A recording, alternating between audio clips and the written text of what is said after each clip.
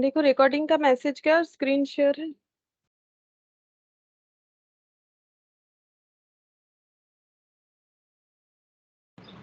है। अच्छा अच्छा, देखो हम लोग बजट कॉस्टिंग कर रहे थे वहां पर। ये देखो मैंने नोट कर लिया था कि हम लोग का कौन कौन सा क्वेश्चन कंप्लीट है और कौन कौन सा हमें करना है। जैसे कि कहाँ नोट किया था, ये रहा। ठीक है, ये देखो यहाँ पर हम लोग का इलास्ट्रेशन 6 ये होमवर्क था और इसमें जो भी बाकी है वो हम लोग करेंगे। ठीक है, तो पहले इलास्ट्रेशन 6 में चलते हैं और वो कंप्लीट कर लेते हैं। और वो क्वेश्चन जो है वो एक मास्टर बजट का क्वेश्चन है। ठीक है, तो ये रहा इलास्ट्रेशन 6। ठीक है, और इसके आगे देखो सारे इलास्ट्रेशन कंप्लीट हो गए, 1 2 3 4 5, और अभी हम लोग जो है इलास्ट्रेशन 6 भी कंप्लीट कर लेंगे। ठीक है, इलास्ट्रेशन 6 कंप्लीट हो जाएगा। तो यहाँ पर बोला है हमें क्या प्रिपेयर करके देना है, मास्टर बजट प्रिपेयर करके देना है। तो इसके लिए पहले हम लिखवा देते हैं कि मास्टर बजट होता क्या है। ठीक है, ये हम लोगों ने लास्ट दिन नहीं लिखा था। लास्ट दिन भी हम लोगों ने कुछ थियोरिटिकल चीजें लिखे थे जिसमें शायद क्या था, एक बार यहाँ देख लेते हैं। ये देखो लास्ट दिन हम लोगों ने वेजेस बजट, या लास्ट क्लास के पहले वाले क्लास में लिखा होगा, मुझे याद नहीं। नहीं, वेजेस बजट ही लिखा था, उसके बाद वेजेस बजट हम लोगों ने क्वेश्चन में किया था। अच्छा, अभी हम लोग पहले लिखेंगे मास्टर बजट किसे कहते हैं और मास्टर बजट का क्वेश्चन करेंगे।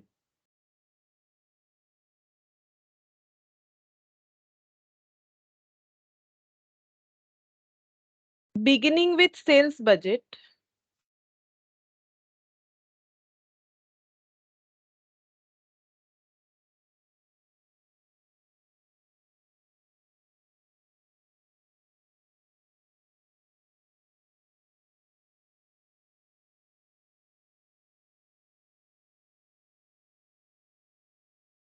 Good evening Subhajit.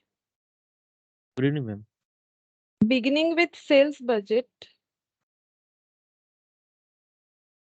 Various budgets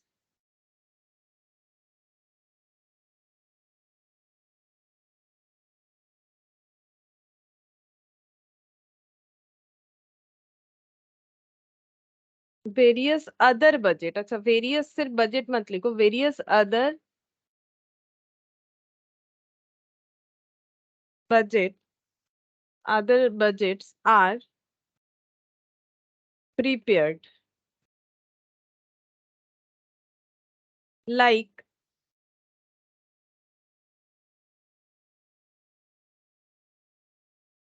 production budget, purchase budget, etcetera. ठीक है, तो देखो हमेशा सेल्स बजट से ही स्टार्ट होता है, क्योंकि सेल जितना करना है उतना ही प्रोडक्शन करना है। जितना प्रोडक्शन करना है उस बेसिस पे रॉ मटेरियल खरीदना है, उस बेसिस पे वेजेस यानी लेबर को अपॉइंट करना है। ठीक है, और इसी से हम लोग अपना कैश बजट भी बना सकते हैं कि हमें कैश का एक्सपेंसेस वगैरह कितना करना पड़ेगा। ठीक है, तो ये beginning with sales budget, various budgets हम लोग प्रिपेयर कर सकते हैं, production budget, purchase budget etcetera. After preparation of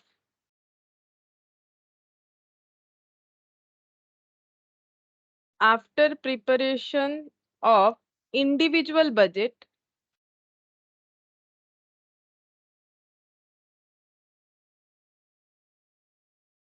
it is advised to prepare net summary of all the budgets.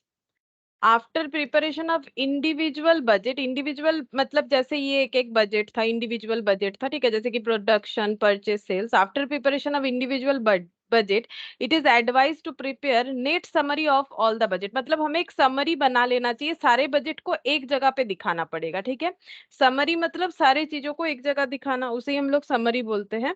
तो एक जगह पे रहेगा तो हमारे लिए जो है समझना आसान हो जाता है, इसीलिए एडवाइस यही होता है कि हम लोग सारे बजट को समरी बना के एक ही जगह पे दिखा दे। नेक्स्ट लिखेंगे the net summary of all the budgets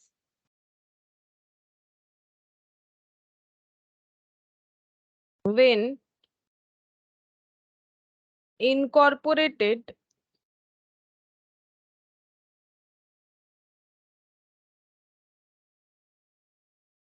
in a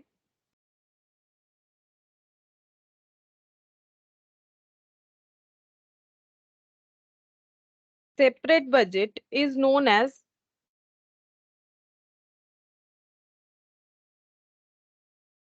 master budget। The net summary of all the budget, जो कि हम लोग यहाँ पर बताया है कि हम लोगों ने कि हमें हर एक बजट का नेट समरी बना लेना चाहिए। तो the net summary of all the budgets when incorporated in A separate budget, मतलब अलग से हम लोग सारे समरी को जब एक जगह पे दिखाते हैं तो उसी को बोला जाता है मास्टर बजट। ठीक है, फिर फोर्थ पॉइंट पे, master budget represents the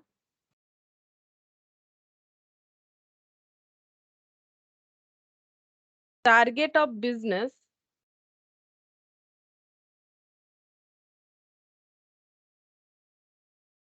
target of business organisation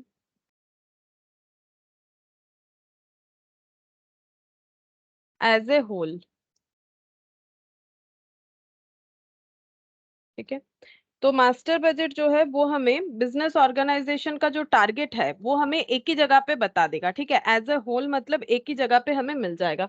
अब एक क्वेश्चन देखो कैसा होता है, ये करने से समझ में आएगा कि मास्टर बजट कैसे बनाना है। जैसे यहाँ पर बता ही दिया है, float glass manufacturing company requires you to prepare the master budget. इनका मास्टर बजट बना के हमें देना है for the next year from the following information. तो जो भी इंफॉर्मेशन यहाँ गिवन है उससे हमें क्या करना है, मास्टर बजट बना के देना है। ठीक है, अच्छा अब देखो यहाँ पर क्या बोला है, सेल्स, इनका सेल्स दे रखा है। तो ये दो तरह का जो है ग्लास मैन्युफैक्चरिंग कंपनी है, तो कुछ बेंट ग्लास टफन ग्लास बोल के दो तरह का ग्लास जो है ये मैन्युफैक्चर करते हैं, जिसमें ये पहले टाइप का ग्लास जो कि टफन ग्लास है ये लोग 6 लाख रुपीज का सेल करेंगे, और ये जो ग्लास है ये 2 लाख रुपीज का सेल करेंगे। डायरेक्ट मटेरियल जो खर्चा होगा वो सेल के बेसिस पे है, यहाँ पर 60% ऑफ सेल्स। अच्छा, direct wages 20 worker eight the rate of 150 per month करके पे करना पड़ेगा। फिर फैक्ट्री ओवरहेड में क्या बता रहा है, देखो indirect labour, works manager 500 per month, foreman 400 per month, मतलब ये पूरा लेबर का डेटा दिया है। तो देखो हमारे पास क्या क्या बजट बनेगा, ये तो सेल्स बजट बता रहा है। ठीक है, ये मटेरियल का बजट, ये जो है वेजेस का बजट, ये फैक्ट्री ओवरहेड का इनडायरेक्ट लेबर का बजट बता रहा है। ठीक है, ये सारी चीजों को जब हम लोग एक ही जगह पे दिखाएंगे तो वो मास्टर बजट बनता जाएगा।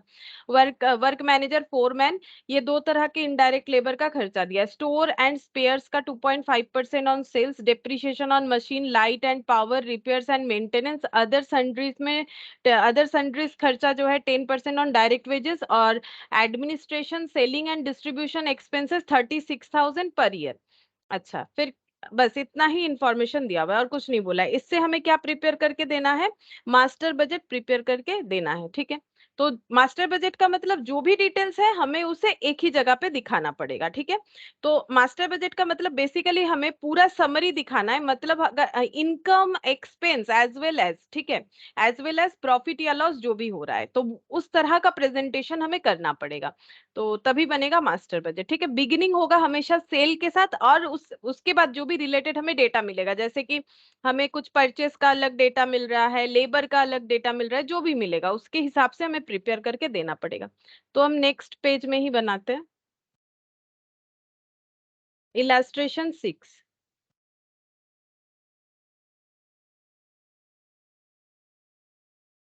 मास्टर बजट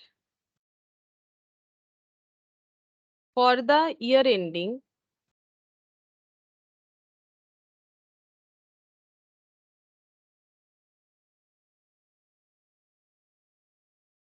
यहाँ कुछ दिया नहीं है, टाइम पीरियड अगर दिया हुआ रहेगा तो वो लिख देना पड़ेगा जैसे लिखना पड़ता है। अच्छा, नेक्स्ट यहाँ पर लिखेंगे पर्टिकुलर्स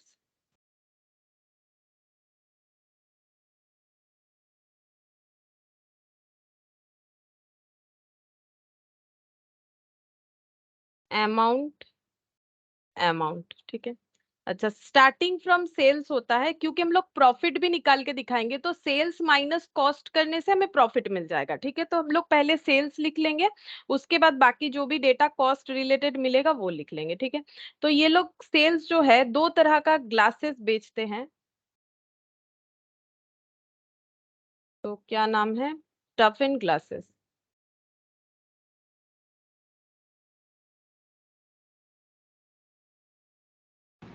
ম্যাম এটা টোটাল প্রফিটটা কি 2,10,000 আসছে? 2,10,000 না, 1,90,000 আসছে দুটো মিলিয়ে।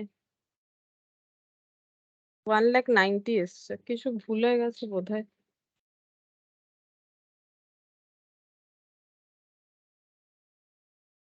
6 লাখ और 2 লাখ। ম্যাম কস্টগুলো তো টোটালের উপরেই হবে না, 6 আর 2 8 এর উপরেই তো হবে টোটালটা। হ্যাঁ, কস্ট মানে যেটা যেরকম বলেছে, মেটেরিয়ালটা যেমন বলেছে সেলস এর উপরে, তাহলে সেলস এর উপরে দিতে হবে। ওয়েজেসটা যেরকম বলেছে ওয়েজেস এর উপরে দিতে হবে, এইভাবে করতে হবে। যেটা যেরকম বলেছে ওইভাবে করতে হবে। আমার মনে হচ্ছে ফিক্সড কস্ট গুলো ভুলে গেছে নাকি, দেখো ফিক্সড কস্ট গুলো কিন্তু একবার করেই লাগবে। যেরকম এই যে 36,000 পার ইয়ার, ওগুলো কিন্তু একবার করেই অ্যাপ্লিকেবল হবে।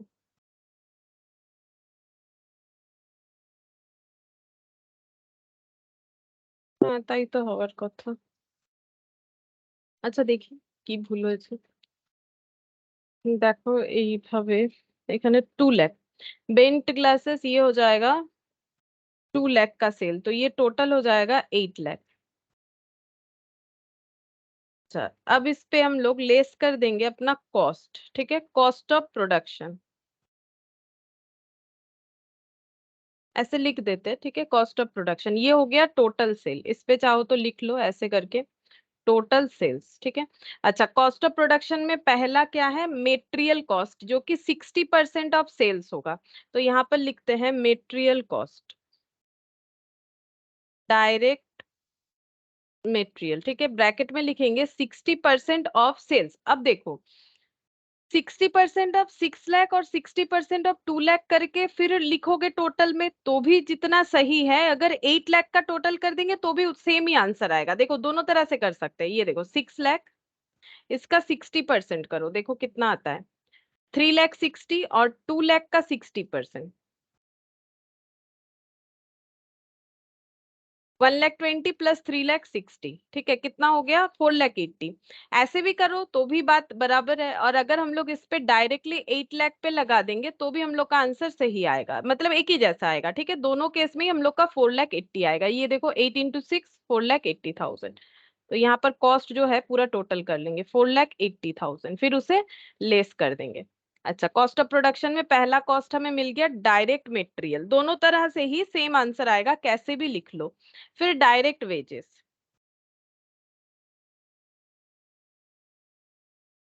डायरेक्ट वेजेस कितना बोला है, 20 workers eight the rate of 150 per month, ठीक है। 20 वर्कर्स काम कर रहे हैं और 150 पर मंथ करके दिया जा रहा है। 36,000। 36,000 होगा, और इंटू 12 करना पड़ेगा, है ना, क्योंकि ये जो है देखो ये पूरे 1 साल का है, ठीक है। नेक्स्ट ईयर बोला है ना, नेक्स्ट ईयर का बना के दो, मतलब 1 साल का बनाना है, तो यहाँ 12 मंथ इंटू होगा, ठीक है। अच्छा, ये 150 जो है ये पर मंथ करके है, और ये जो है नंबर ऑफ वर्कर है, तो टोटल जितना आ रहा है 36,000, ये हम लोग का मेटेरियल और लेबर का खर्चा हो गया। अगर ये दोनों को अलग से ऐड कर लेते हो तो इस पे प्राइम कॉस्ट भी लिख सकोगे, मतलब जितना प्रेजेंटेशन हम लोग अच्छे से कर सकते हैं, चाहो तो कर सकते हो, ठीक है। तो यहाँ पर हो जाएगा 5,16,000, इसको हम लोग बोल सकते हैं कि प्राइम कॉस्ट है, ठीक है, प्राइम कॉस्ट है। अच्छा, अब इसके बाद कौन सा खर्चा आ रहा है, इनडायरेक्ट, जैसे कि फैक्ट्री ओवरहेड, तो इसका हेडिंग करते हैं फैक्ट्री ओवरहेड, फैक्ट्री ओवरहेड, ठीक है। फैक्ट्री ओवरहेड का पहला खर्चा क्या दिया हुआ है, देखो इनडायरेक्ट लेबर और उसमें वर्क्स मैनेजर, ठीक है। तो यहाँ पर लिखेंगे वर्क्स मैनेजर। अच्छा, वर्क्स मैनेजर को कितना मिल रहा है, देखो 500 पर मंथ, तो कितना लिखेंगे, 500 इंटू 12, है ना, 1 ईयर का दिखाना है, तो कितना हो जाएगा 6,000। ठीक है, ये हो जाएगा 6000। अच्छा, ये फिक्स्ड है कि वेरिएबल है, बता सकते हो? ये फिक्स्ड है कि वेरिएबल है? ये वर्क्स मैनेजर का जो खर्चा हम लोगों ने लिखा, ये फिक्स्ड हो रहा है कि वेरिएबल हो रहा है? पर मंथ के हिसाब से थे ना, फिक्स्ड।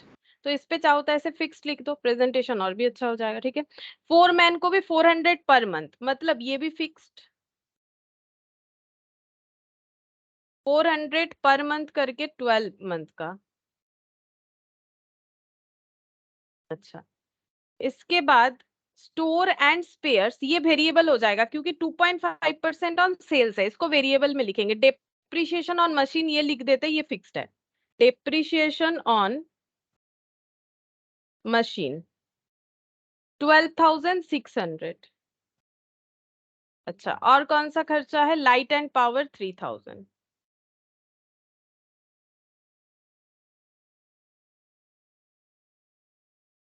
ये हो जाएगा फिक्स्ड खर्चा, जितना भी फिक्स्ड खर्चा हुआ वो। और बाकी हम लोग जो है वेरिएबल खर्चे को लिख सकते हैं। ठीक है, वेरिएबल खर्चे को लिख सकते हैं अलग से। तो ये हो जाएगा हम लोग का फिक्स्ड ओवरहेड। तो इसको एक काम करते हैं हम ना, ये 5,16,000 को थोड़ा सा यहाँ पर एक कॉलम और बना लेते हैं, ये रहा रुपीस का, और ये इसे यहाँ पर लिख देते हैं, ये प्राइम कॉस्ट, और ये टोटल करके इधर लिख देंगे। ठीक है, तो ये हो गया 6000 और 4000, 10,800, 13,800 और 12,600, 26,400 ये निकल के आ रहा है। अच्छा, अब हम लोग वेरिएबल फैक्ट्री ओवरहेड लिखेंगे। Variable factory overhead. अच्छा, इसमें पहला खर्चा है स्टोर्स एंड स्पेयर्स, ये लिख लेते हैं, स्टोर्स एंड स्पेयर्स।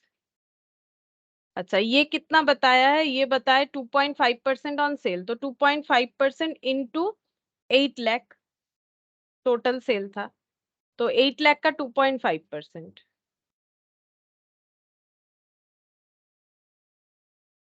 20,000। ठीक है, अच्छा, स्टोर एंड स्पेयर्स, उसके अलावा other sundries 10% on direct wages,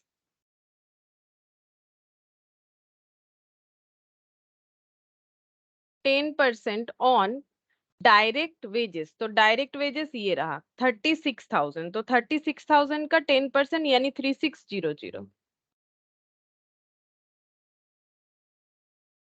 अच्छा, इसके बाद एडमिनिस्ट्रेशन सेलिंग एंड डिस्ट्रीब्यूशन,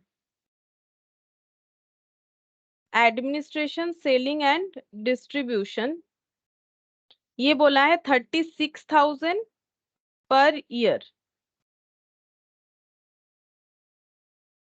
अच्छा, हम लोग को प्रॉफिट निकाल के दिखाना है। ठीक है, एक काम करते हैं, यहाँ पर हम लोग पहले ग्रॉस प्रॉफिट निकाल लेते हैं। ठीक है, अगर हम लोग चाहे तो यहाँ लिख के डायरेक्ट नेट प्रॉफिट भी बात समझो, मैंने क्या लिखा है, सेल्स। सेल्स से अगर हम लोग फैक्ट्री रिलेटेड सारा खर्चा लेस करते हैं, जैसे कभी बचपन में अगर मैन्युफैक्चरिंग अकाउंट किए हो, जैसे 11 में जब हम लोग फाइनल अकाउंट सीखते हैं, तो अगर किसी का कोई मैन्युफैक्चरर है तो ट्रेडिंग के पहले इनका मैन्युफैक्चरिंग अकाउंट बनता है। तो जो कि तुम लोग कॉस्ट शीट में कर चुके हो ऑलरेडी, तो मैन्युफैक्चरिंग अकाउंट में जो बनता है वहां पर हमारा निकल के आता है कॉस्ट ऑफ गुड्स प्रोड्यूस। ठीक है, तो अब जब हम लोग वहां उसको बेच देते हैं तो हमारा ट्रेडिंग अकाउंट में निकल के आता है ग्रॉस प्रॉफिट। ठीक है, तो यहाँ पर हम लोग एक बार ग्रॉस प्रॉफिट निकालते हैं, फिर एडमिनिस्ट्रेशन सेलिंग लेस करके नेट प्रॉफिट निकाल लेंगे। ये जो है प्रोफोर्मा है, बाकी ऐसा जरूरी नहीं है कि मतलब ऐसा ही करना पड़ेगा। तुम लोग जो है एडमिनिस्ट्रेशन सेलिंग को डायरेक्टली लेस करके भी निकाल सकते हो। ठीक है, रिपेयर्स मेंटेनेंस यहाँ पर लिख लेते हैं, ये फैक्ट्री से रिलेटेड है, रिपेयर्स एंड मेंटेनेंस। तो बेसिकली ये सब फैक्ट्री रिलेटेड दिया है, तो ये सब हम लोग का क्या हो जाएगा, मैन्युफैक्चरिंग अकाउंट का खर्चा। ठीक है, अच्छा, इसको ऐड कर लेते हैं, ये हो गया 31,600। ठीक है, अच्छा, अगर हम लोग ये सबको टोटल करेंगे हमें वर्क्स कॉस्ट मिल जाएगा। प्राइम कॉस्ट में अगर हम लोग फैक्ट्री ओवरहेड ऐड करेंगे तो हमें वर्क्स कॉस्ट मिल जाएगा।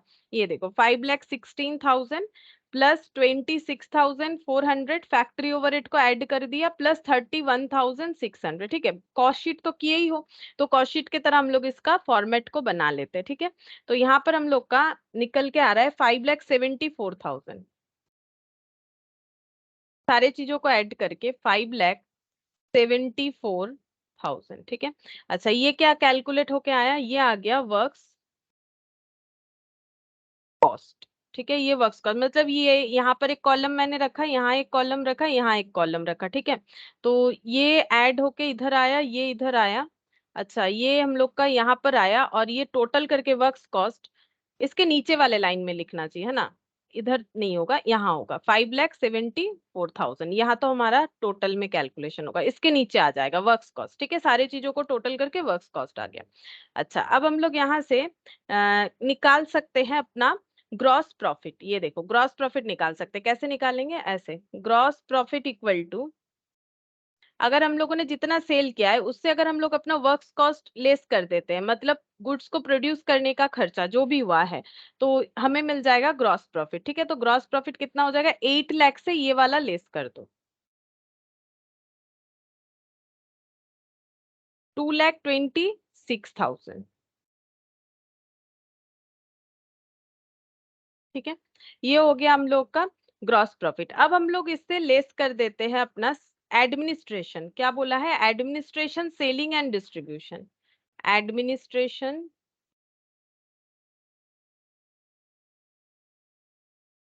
Selling and distribution expenses 36,000।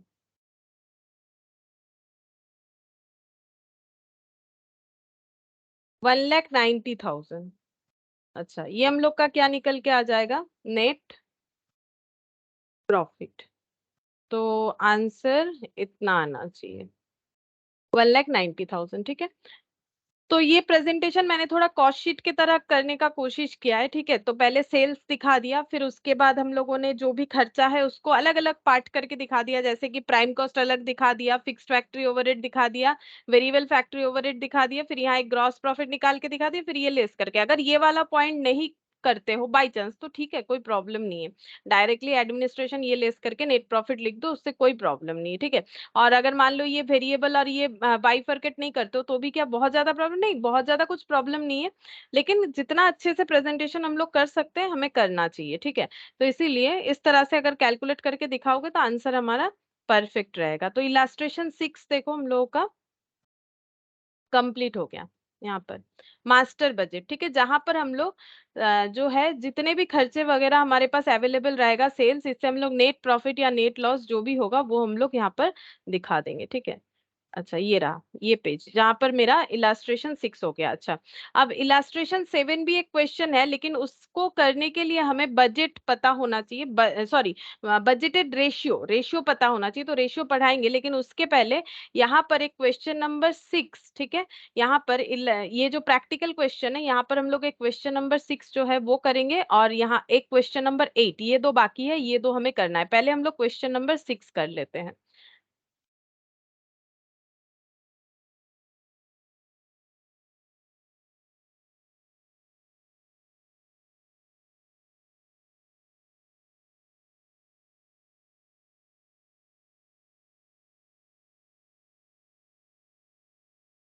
ये वाला, तो ये क्वेश्चन थोड़ा सा इसमें जो है हमें स्टैंडर्ड कॉस्टिंग भी दे रखा है, ठीक है।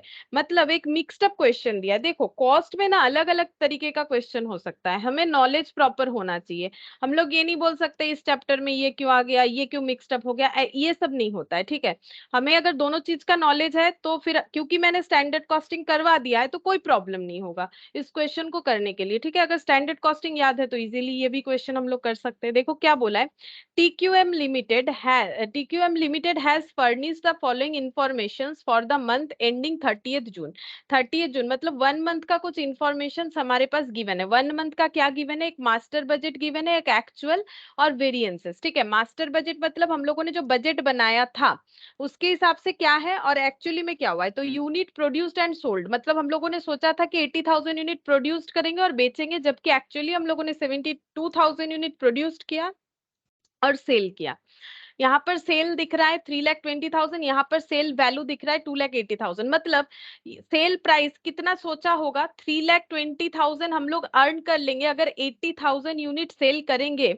इसका मतलब सेलिंग प्राइस पर यूनिट हम लोगों ने एट द रेट ऑफ 4 करके सोचा होगा, लेकिन आया कितना है, आया है हम लोगों का, मतलब हम लोगों ने कितने में सेल किया है, ये देखो 3.8888, मतलब कम में सेल हुआ है। ठीक है, तो अगर इस पे तुम लोग को प्रॉफिट वॉल्यूम रेशियो मिलेगा, वहां पर ये चीज हमारा काम में आएगा। हम जस्ट पहले क्वेश्चन को एक्सप्लेन कर देते हैं कि क्वेश्चन में हमें क्या बोला है। तो क्वेश्चन में हमें बोल रहा है कि सेल्स हम लोगों ने सोचा था 4 rupees eight the rate of 4 rupees करके करेंगे, but at the rate of 3.88 करके हम लोगों ने सेल किया, और ऊपर से सेल क्वांटिटी भी हमारा जो है रिड्यूस हुआ है। 80 सोचा था, हुआ है 72,000। प्राइस भी रिड्यूस हुआ है, 4 के जगह 3.888, मतलब 3.89 सोच लो। ठीक है, डायरेक्ट मटेरियल 80,000 का खर्चा हुआ है, जबकि हम लोगों ने सोचा था 80,000 बट 73,600, बट हमें एड पर भी तो करना पड़ेगा। ये कितने के लिए, ये 80,000 यूनिट के लिए, मतलब डायरेक्ट मटेरियल का कॉस्ट हम लोगों ने सोचा था एट द रेट ऑफ 1 करके होगा, लेकिन हुआ कितना है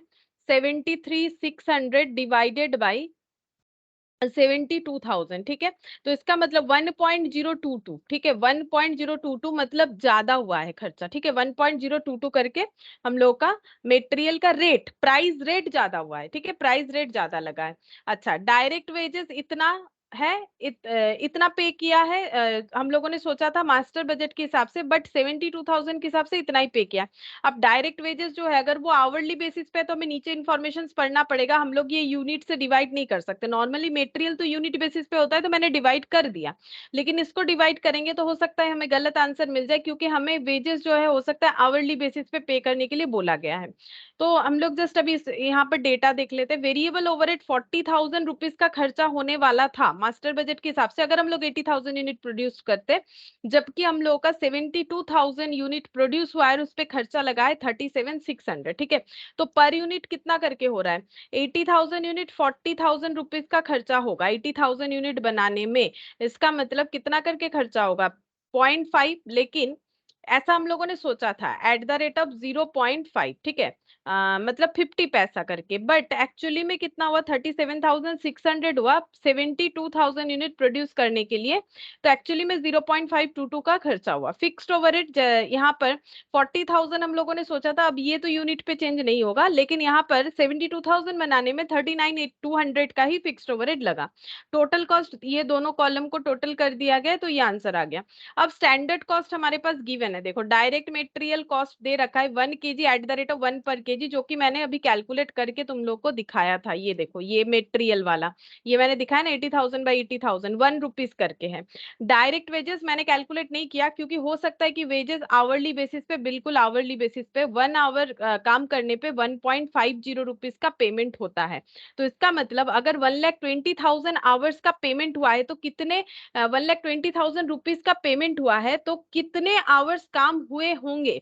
तो कैसे निकालेंगे, 1,20,000 रुपीज का पेमेंट हुआ है, 1 आवर काम करने से 1.50, तो 1.5 से डिवाइड करो, तो इसका मतलब 80,000 आवर्स काम हुआ है। ठीक है, इसका मतलब 80,000 आवर्स काम हुआ है, ये प्रूव होता है इससे। अच्छा, फिर यहाँ पर बोल रहा है वेरिएबल ओवरहेड, ये देखो 0.5 मैंने निकाल के दिखाया तुम लोग को, 0.5 ही हो रहा है, ये पर यूनिट के बेसिस पे है, नॉर्मली पर यूनिट के बेसिस पे होता है, इसलिए मैंने कैलकुलेट करके दिखा दिया।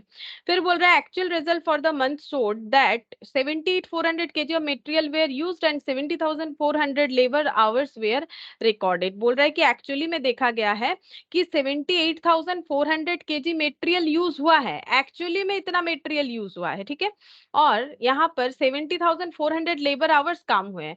सबसे पहला पॉइंट हमें बोला है prepare flexible budget for the month and compare with actual result. हमें फ्लेक्सिबल बजट बना के दिखाना है, और हमें कंपेयर करके क्या करना है, रिजल्ट बताना है कि क्या सोचा था और क्या हुआ है। ठीक है, और उसके बाद हमें नीचे जो सेकंड पॉइंट दिया है क्वेश्चन का, सेकंड पार्ट जो दिया है, वो हमारा बिल्कुल स्टैंडर्ड कॉस्टिंग पे बेस्ड है। ठीक है, तो सबसे पहले हम एक काम करेंगे, .1 को हम लोग कंप्लीट करते हैं, जहां पर हमें फ्लेक्सिबल बजट बनाने के लिए बोला है। फ्लेक्सिबल बजट का मतलब क्या है, हम लोग कैपेसिटी लेवल चेंज होने पे जो यूनिट प्रोडक्शन चेंज होगा उस पे हमारा क्या चेंजेस हो रहा है। जैसे हम लोगों ने 80,000 सोचा था बट बनाया कितना 72,000, तो 72,000 का हमारा क्या खर्चा हुआ है और एक्चुअली में हम लोगों ने क्या सोचा था और कितना हुआ है, उससे हम लोग कंपेयर करके आंसर निकाल के दिखाएंगे कि कैसे हो रहा है। तो पहले ये करते हैं, ये वाला पॉइंट डिस्कस करते हैं।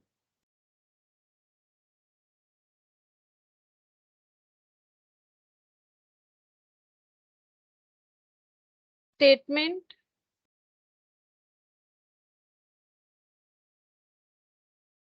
showing flexible budget and its comparison with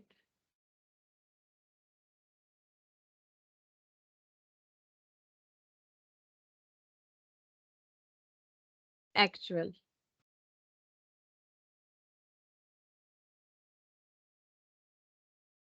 अच्छा, सबसे पहले हम लोग फ्लेक्सिबल बजट देखो, परसेंटेज के हिसाब से भी हमें क्वेश्चन गिवन रहता है कि कैपेसिटी जो है यूटिलाइजेशन 70%, 50%, 80%। अभी यहाँ पर जो है यूनिट के हिसाब से दिया हुआ है, तो हमारा फ्लेक्सिबल बजट जो है यूनिट बेसिस पे बनेगा। ठीक है, तो कैसे करके लिखेंगे, क्या क्या लिखेंगे, देखो हम लोग पहले यहाँ पर लिखेंगे मास्टर बजट का कॉलम बना लेंगे।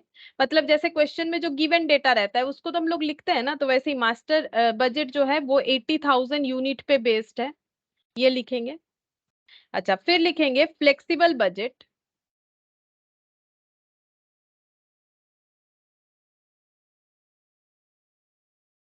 फ्लेक्सिबल बजट, ठीक है,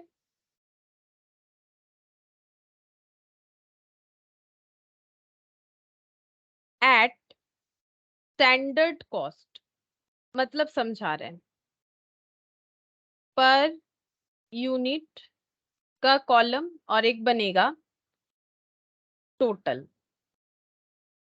और यहां पर लिखेंगे एक्चुअल फॉर 72,000 यूनिट।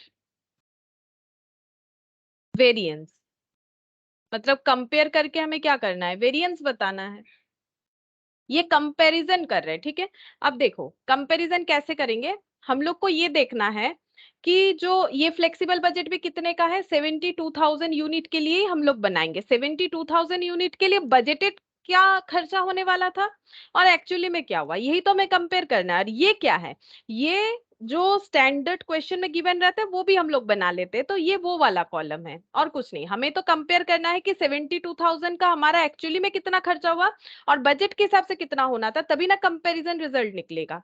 अच्छा, तो यहाँ पर सबसे पहले लिखेंगे सेल्स। ठीक है, अच्छा सेल्स का देखो यहाँ पर कितना सोचा था हम लोगों ने, सेल्स जो है 80,000 यूनिट करेंगे, 3,20,000 रुपीज का सेल वैल्यू हो जाएगा। तो हम एक काम करते हैं, इस ये सब रुपीज में ही लिखते हैं, तो हम यहाँ पर डायरेक्टली अपना वैल्यू पुट कर देते हैं 3,20,000। ठीक है, अच्छा अब ये 3,20,000 है, ये पर यूनिट कितना करके, पर यूनिट 4 रुपीज करके है। ठीक है, पर यूनिट 4 रुपीज कैसे करके पता चलेगा, डिवाइड करो 3,20,000 डिवाइडेड बाई 80,000। ठीक है, ये समझ लेना है हमें कि पर यूनिट 4 रुपीज करके जो है बजट के हिसाब से हम लोगों ने सोच रखा था कि सेल करेंगे, तो इसके हिसाब से 72,000 यूनिट सेल करने से हमें कितना जो है अर्निंग होता, 4 इंटू 72,000, 2,88,000 का हमारा सेल्स वैल्यू जनरेट होता। बट एक्चुअली में सेल्स वैल्यू जनरेट हुआ है 2,80,000 का। ठीक है, 2,80,000 का।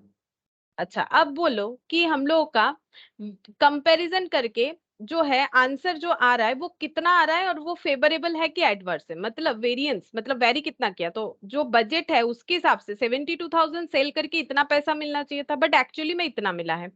तो जो वेरी किया है वो कितना है और वो फेवरेबल है कि एडवर्स है,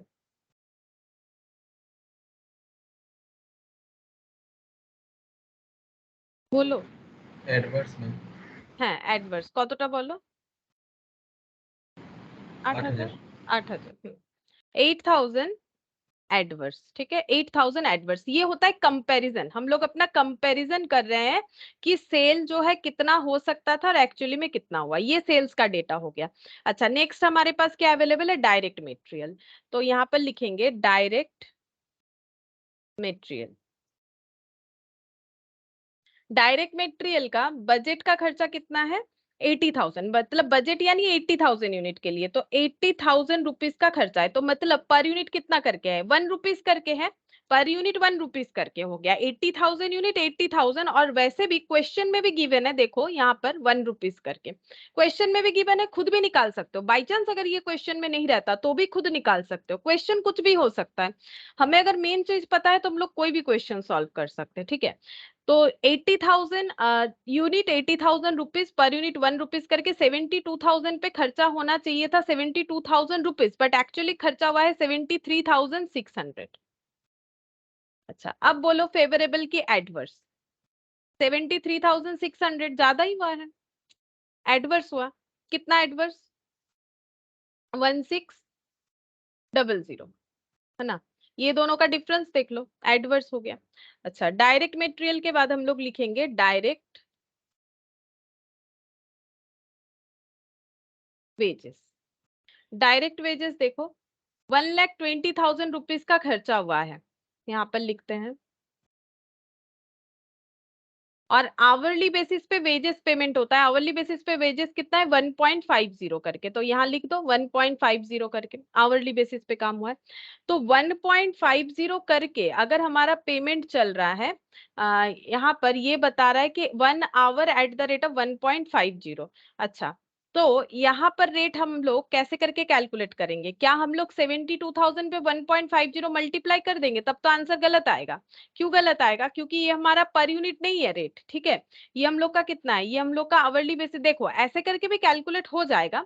वैसे हमें बोला है 1 hour at the rate of 1.50। इसको अगर हम लोग डिटेल्स में पढ़े तो इसका मतलब ये हो जाएगा कि 1,20,000 जो पेमेंट हुआ है वो कितने आवर्स काम करने के लिए हुआ है। ये देखो यहाँ पर 1,20,000 1.50 से डिवाइड कर देते हैं। ठीक है, 1.50 दिया जाता है 1 आवर काम करने के लिए, तो 1 के लिए 1.50, तो 1,20,000 के लिए ऐसे करके हम लोग कैलकुलेट कर सकते हैं। 1,20,000 के लिए 1.5 करके 80,000 आवर्स के लिए जो है हमें ये पेमेंट किया गया है। 80,000 आवर्स के लिए पेमेंट किया गया है, लॉजिक को समझो। ठीक है, इसका मतलब 80,000 यूनिट बनाने में अगर 80,000 आवर्स लगता है तो एक एक यूनिट बनाने में 1 आवर लगता है। ठीक है, स्टैंडर्ड हमें क्या बोल रहा है? वेजेस के बारे में स्टैंडर्ड हमें ये बोल रहा है कि हम लोगों ने पेमेंट किया 1.50, लेकिन एक बात समझ के देखो, 1.50 लेकिन 1 आवर काम करने के लिए। लेकिन हमारे पास तो मास्टर बजट में बेसिस क्या है? यूनिट है। तो हम लोग ये कैलकुलेट कर सकते हैं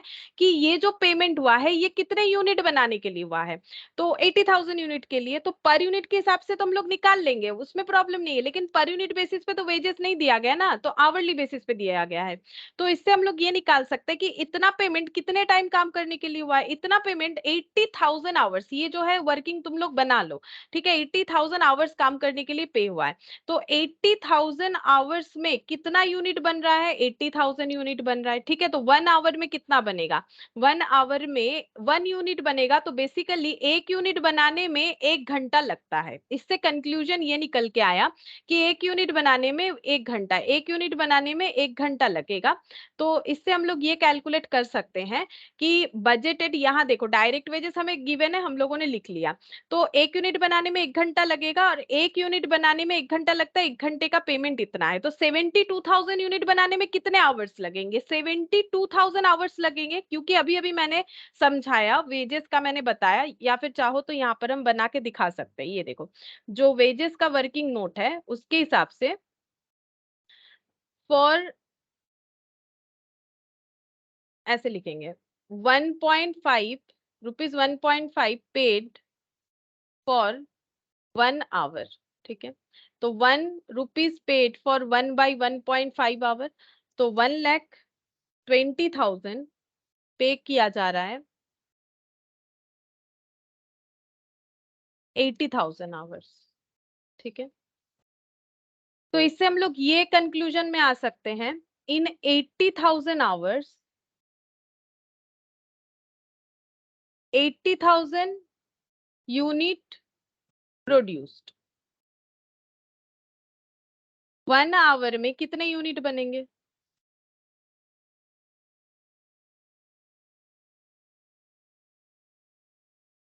तो 1 आवर में 1 यूनिट पर आवर हो रहा है ना, 1 घंटे में 1 यूनिट बनेगा, तो बेसिकली जो बनाने का टाइमिंग्स है वो 1 यूनिट के लिए 1 आवर है, ठीक है। तो 72,000 आवर्स, ये देखो, for 72,000 unit hours required, 72,000 into 1 unit per hour basis पे 72,000 आवर्स, ठीक है। इतने टाइम हमें चाहिए और 1 घंटे के काम करने पे 1.50 दिया जाता है, तो 72,000 आवर्स काम करने पे वेजेस कितना होगा, तो वेजेस हो जाएगा कुछ ऐसा, 72,000 इंटू 1.5, तो मल्टीप्लाई करने पे आंसर आएगा यही वाला, ठीक है।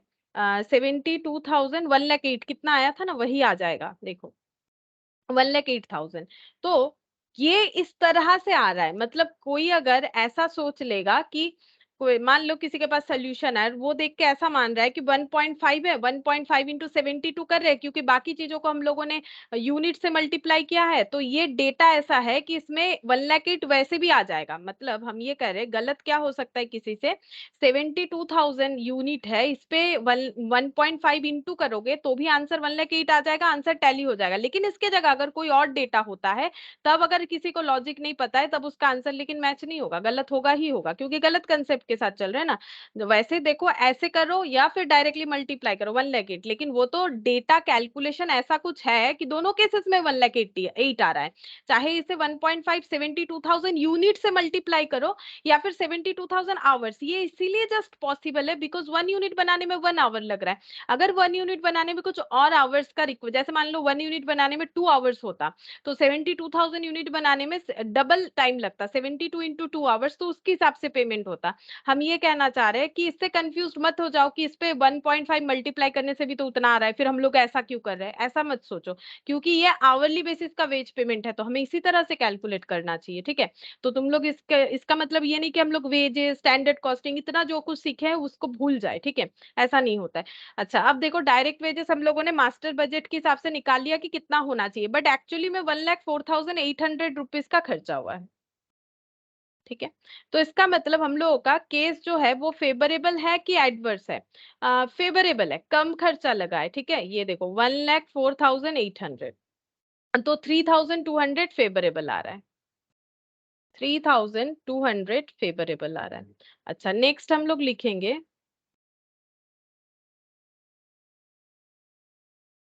डायरेक्ट वेजेस के बाद कौन सा खर्चा है, वेरिएबल ओवरहेड।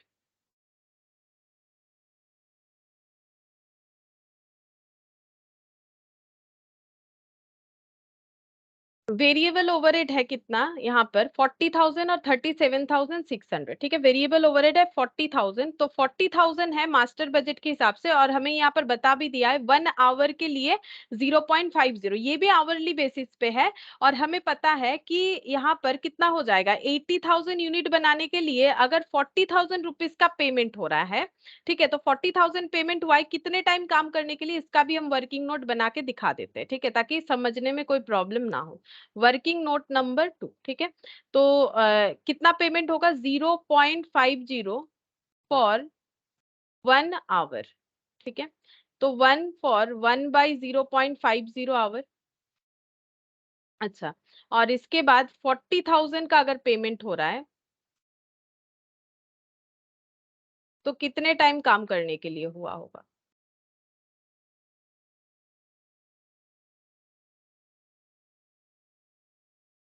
80,000 आवर्स, ठीक है, 80,000 आवर्स। तो वेरिएबल ओवरहेड, जो मतलब वेरिएबल ओवरहेड जो भी हुआ है वो 80,000 आवर्स काम करने के लिए हुआ है। तो 80,000 आवर्स में कितना यूनिट प्रोड्यूस्ड हुआ है, 80,000 यूनिट, ठीक है। तो जो 1 आवर में कितना यूनिट प्रोड्यूस्ड होगा, सेम वही वाला आंसर निकल के आ रहा है। मतलब वेरिएबल ओवरहेड जो है वो, 1 यूनिट बनाने में वेरिएबल ओवरहेड कितना लगता है, 1 यूनिट पर आवर, ठीक है, 1 unit per hour.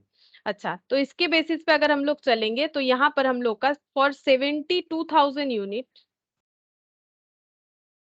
72,000 hours required and variable overhead in rupees कितना आ जाएगा? 72,000 इंटू 0.50, 36,000, इसका आधा। ठीक है, तो इसका मतलब 36,000 ये वाला हो जाएगा।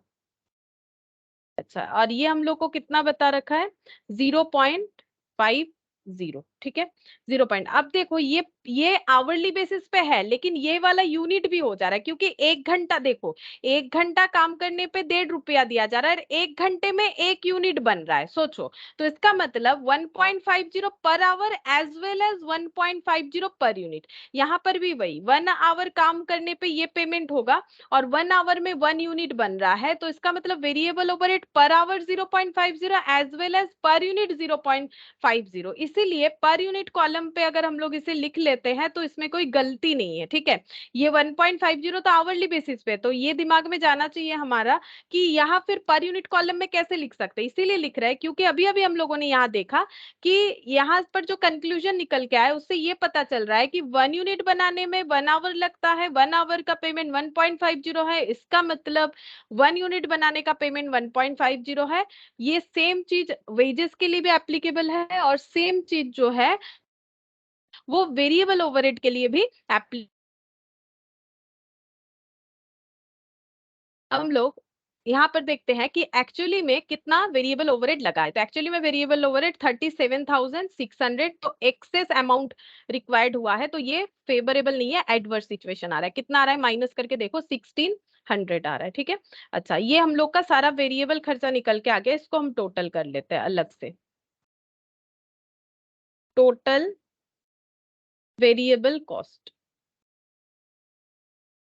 तो ये कितना हो जाएगा? 8 और 4 12, मतलब 2,40,000। 1 + 1 2.5, मतलब ये 3। अच्छा, और यहाँ पर 72 और 1,08,000 और 36।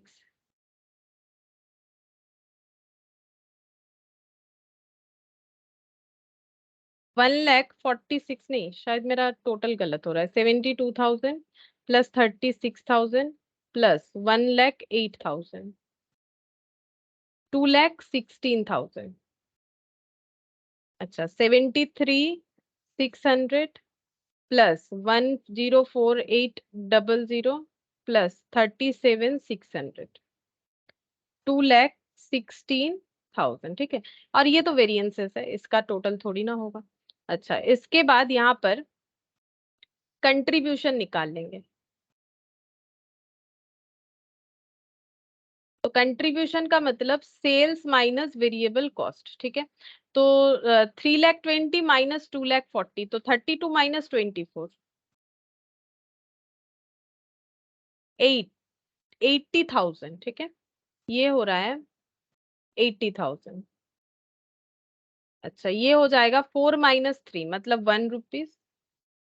अच्छा, 216 और 288, 72,000, 54, 64, हाँ 64,000। ठीक है, अच्छा, अब नेक्स्ट यहाँ पर लिखेंगे फिक्स्ड ओवरहेड। फिक्स्ड ओवरहेड यहाँ पर देखो 40,000 और एक्चुअली में हुआ है 39,200, तो हम लोगों का मास्टर बजट के हिसाब से 40,000 था, तो फिर बजटेड में भी तो 40,000 ही होना चाहिए था, बट एक्चुअली में हुआ कितना? 39,200, क्योंकि ये तो और यूनिट चेंज पे चेंज नहीं होगा। तो 40,000 वेरिएबल फिक्स्ड ओवरहेड था, तो ऑब्वियसली हम लोगों का जो है बजटेड जो है उसके हिसाब से भी हम लोग का 40,000 ही होना चाहिए था, बट एक्चुअली में कुछ और हुआ है, 39,200 कम खर्चा हुआ है, तो 800 फेवरेबल। तो कंपैरिजन करके ये निकल के आ रहा है। अब हम लोग निकालेंगे नेट प्रॉफिट।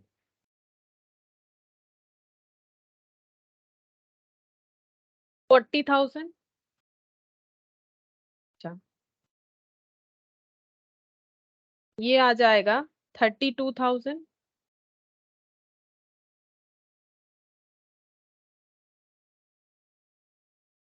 24,800।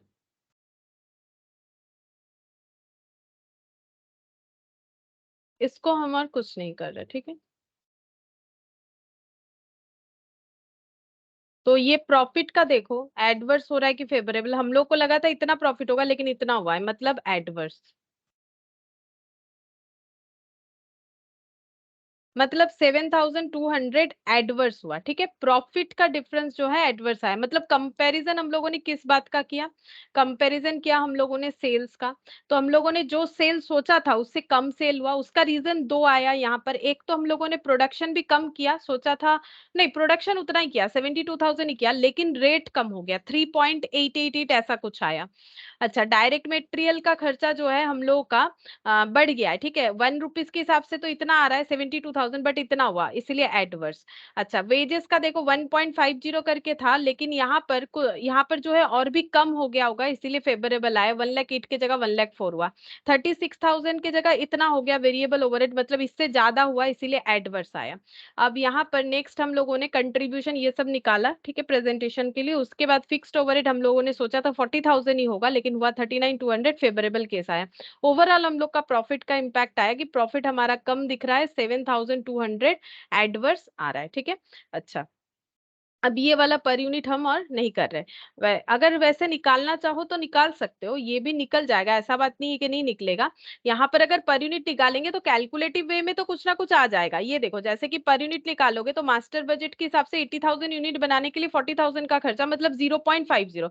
अब अगर इसके लिए 0.50 इंटू 72 कर दोगे तब गलत हो जाएगा। मतलब हम ये कहना चाह रहे हैं कि जब हम लोग बजटेड बना रहे हैं 72,000 यूनिट के लिए और 0.5 से मल्टीप्लाई करोगे 36,000 लिख दोगे, गलत, इसीलिए हम ये वाला कॉलम नहीं लिखना चाह रहे हैं।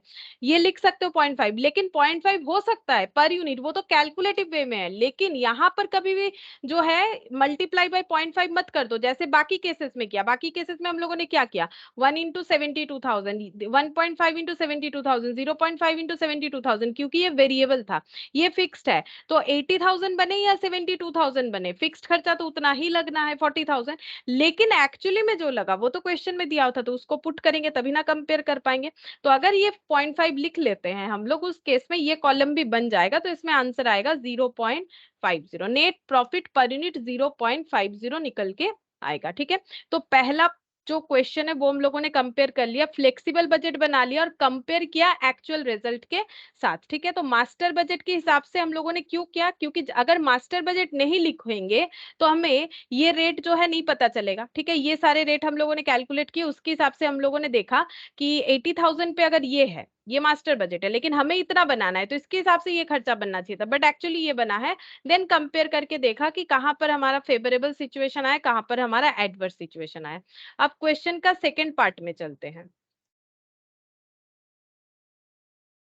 इसमें क्या बोला है, सेकंड पार्ट में बोला है calculate material labour sales price variable overhead and fixed overhead expenditure variances and sales volume profit variances, जिसमें से तुम लोगों ने मेटेरियल वेरिएंसेस पहले किया हुआ है स्टैंडर्ड कॉस्टिंग में, लेबर भी किया हुआ है, sales price, variable overhead, fixed overhead expenditure variance, ये दो नहीं किया है कभी। ये वाला सेल्स प्राइस ये बता देंगे, सेल्स वॉल्यूम प्रॉफिट वेरिएंस जो कि वहां पर भी नहीं था, लेकिन यहाँ पर है तो हम बता देंगे, आसान है। देखो, सबसे पहले हम लोग मेटेरियल वाला निकाल लेते हैं, यहाँ पर लिखेंगे मेटेरियल वेरिएंस।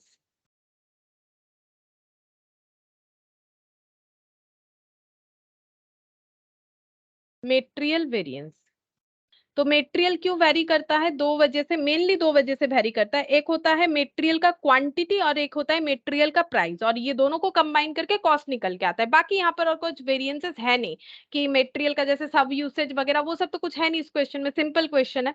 तो हम लोग पहला निकालेंगे मेटेरियल जो है प्राइस वेरिएंस निकाल लेते हैं। ठीक है, प्राइस वेरिएंस कैसे निकालेंगे, सिंपल है, मेटेरियल प्राइस वेरिएंस की हम लोगों को कितना प्राइस हम लोगों ने सोचा था। ठीक है, मेटेरियल का प्राइस कितना होगा, हम लोगों ने क्या सोचा था, वो 1 किलो 1 रुपए 1 रुपीज पर किलो करके मिलेगा, तो 1। ठीक है, एक्चुअली में कितना मेटेरियल का प्राइस लगा, कैलकुलेट करके देखो एक्चुअली में मेटेरियल का प्राइस कितना लगा। बोल रहा है कि actual result for the month सोड 78,400 kg of material used, 78,400 kg material use हुआ है, और उसके लिए पेमेंट कितना किया गया है, एक्चुअली 73,600।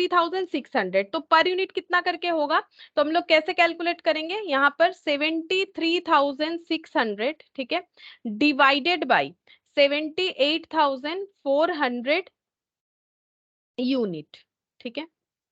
इनटू क्या हो जाएगा, इनटू कितना एक्चुअली में मटेरियल खरीदा गया है। देखो समझ में आ जाना चाहिए, स्टैंडर्ड कॉस्टिंग में हम लोगों ने बहुत सारा कर रखा है।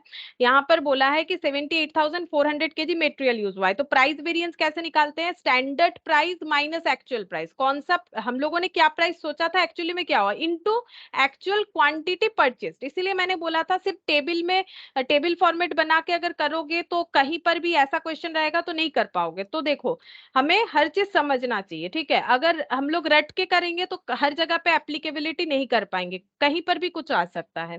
तो standard price minus actual price into actual quantity, तो एक्चुअल क्वांटिटी 78,400, ठीक है। एक्चुअल क्वांटिटी 78,400 किलो हम लोगों ने खरीदा है।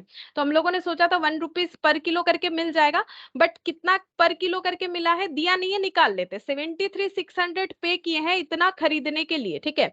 78,400 किलो परचेज करने के लिए, तो डिवाइड करेंगे तो हमें आंसर मिल जाएगा। ये 78,400 किलो लिखना चाहिए, हम गलती से यूनिट लिख दिए हैं, ठीक है। अच्छा अब देखो पर यूनिट कितना आ रहा है, 73,600 रुपीज पे किया गया है 78,400 किलो परचेज करके, मतलब इतना आ रहा है, ठीक है। अब ये ना पॉइंट में आ रहा है, तो हम एक काम करेंगे, ऐसे जो जो भी डेटा आ रहा है -1 कर देंगे। 1 माइनस है, अब ये नेगेटिव में दिखेगा, ये प्लस माइनस वाला जो है यहाँ पर ये यूज करोगे तो माइनस हट जाएगा, इंटू 78,400। तो यहाँ पर निकल के आ गया, ये देखो 4800, 4800 निकल के आ गया। कैलकुलेटर पे करोगे एकदम राउंड में निकल के आ जाएगा।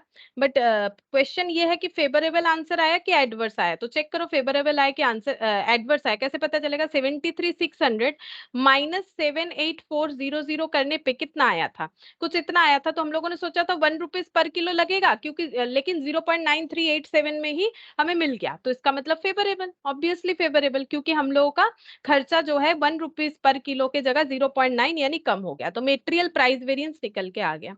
नेक्स्ट लिखेंगे मेटेरियल यूसेज वेरिएंस। यूसेज मतलब कितना सोचा था यूज करना पड़ेगा और कितना यूज करना पड़ा, ठीक है। तो इसका मतलब क्या हो जाएगा, अच्छा ये जो है इसका मतलब है स्टैंडर्ड प्राइस या rate minus actual rate into actual quantity, ठीक है। अच्छा ये सब पता है, फिर भी हम लिख दिए एक बार। मेटेरियल यूसेज वेरिएंस हम लोग कैसे निकालते हैं, मेटेरियल यूसेज वेरिएंस का मतलब यहाँ पर हो जाएगा standard quantity minus actual quantity into standard rate, ठीक है। तो एक्चुअल क्वांटिटी हम लोग का 78,400, ठीक है।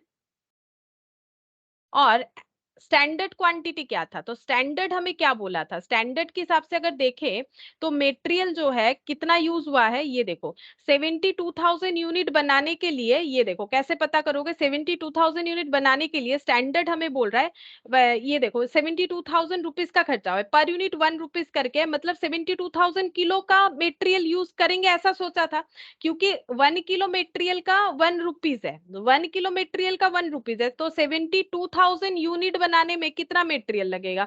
तो ऑब्वियसली मास्टर बजट देखो ना, मास्टर बजट हमें क्या बोल रहा है, 80,000 यूनिट बनाने में 80,000 रुपीज का मटेरियल लगा है, मतलब एक यूनिट बनाने में कितना मटेरियल लगा है, 1 रुपए का, 1 रुपए का 1 किलो मटेरियल आता है, इसका मतलब 72,000 यूनिट बनाने में 72,000 किलो मटेरियल लगा है, ठीक है। 72,000 किलो मटेरियल लगा है, मतलब ऐसा हम लोगों ने सोचा था, लग सकता है स्टैंडर्ड क्वांटिटी, लेकिन लगा है एक्चुअली में 78,400, मतलब ये एडवर्स आंसर आएगा।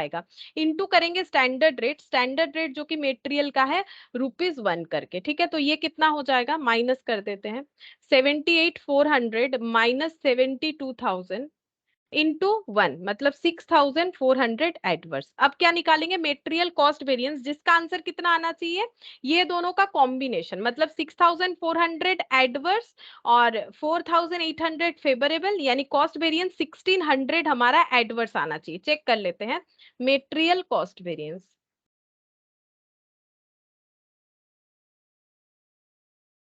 मेटेरियल कॉस्ट वेरिएंस कैसे आएगा, standard cost for actual output minus actual cost, ठीक है।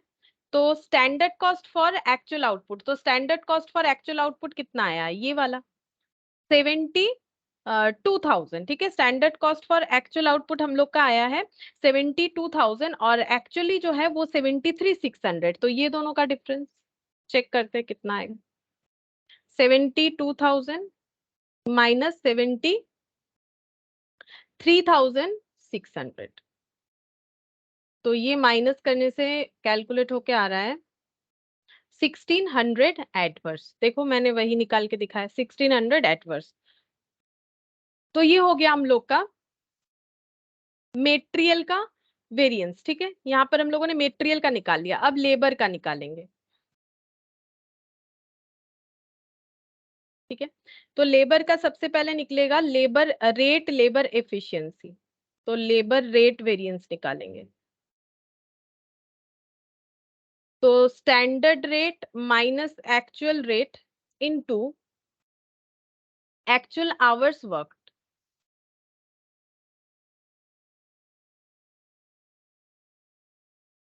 तो स्टैंडर्ड रेट लेबर का कितना निकल के आया हम लोग का 1.50 करके कैलकुलेट होके आया है वेजेस जो है पर आवर के बेसिस पे।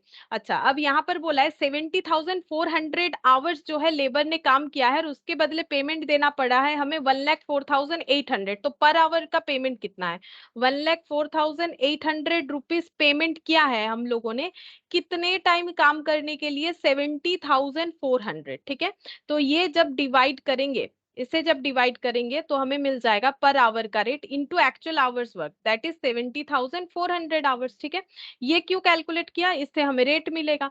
तो ये देखो 1,04,800 डिवाइडेड बाई 70,400, तो ये निकल के आ गया कुछ इतना, ठीक है। अच्छा, तो इसका मतलब फेवरेबली आंसर आएगा 1.50 के जगह हमें कम में ही मिल जा रहा है। तो माइनस कर देते हैं 1.5 इंटू कर देंगे 70,400, देखते हैं राउंड में आंसर हमें मिलेगा कि नहीं। मिल गया 800 एडवर्स, ठीक है। 800 एडवर्स, सॉरी फेवरेबल, फेवरेबल हुआ कि हम लोग का कम में हो गया, 1.50 से कम में हमें पेमेंट करना पड़ा लेबर का। अच्छा, रेट वेरिएंस निकाल लिए, अब निकालेंगे लेबर एफिशिएंसी वेरिएंस। एफिशिएंसी कैसे पता चलेगा कि कितना टाइम लगना चाहिए था, कितना टाइम लगा? तो एफिशिएंसी के हिसाब से हम लोग यहाँ पर देखेंगे standard our minus actual our into standard rate, ठीक है। तो स्टैंडर्ड आवर कितना लगा? स्टैंडर्ड आवर हम लोग का 72,000 ही लगेगा क्योंकि एक यूनिट बनाने में 1 घंटा लगता है। तो 72,000 यूनिट बनाने में स्टैंडर्ड के हिसाब से 72,000 आवर्स लगने चाहिए और एक्चुअली आवर्स टेकन है 70,400। तो फेवरेबल हो गया, देखो इतने के जगह इतने कम टाइम में काम हो गया। स्टैंडर्ड रेट जो है लेबर का वो है 1 आवर के लिए 1.5, तो यहाँ पर 1.50। तो यहाँ पर फेवरेबल आंसर आएगा 72,000 माइनस 70,400 इंटू 1.5। तो ये निकल के आ रहा है 2,400 फेवरेबल हो गया। अब निकाल लेंगे लेबर कॉस्ट वेरिएंस।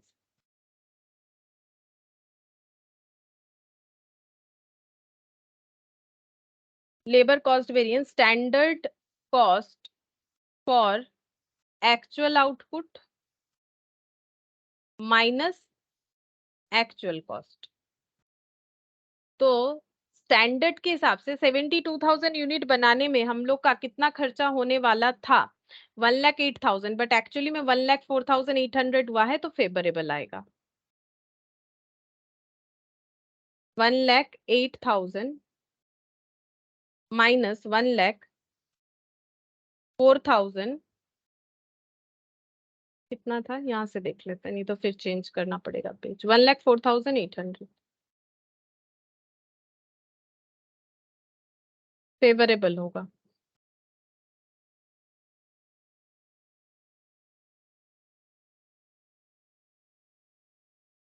3,200 फेवरेबल, ठीक है।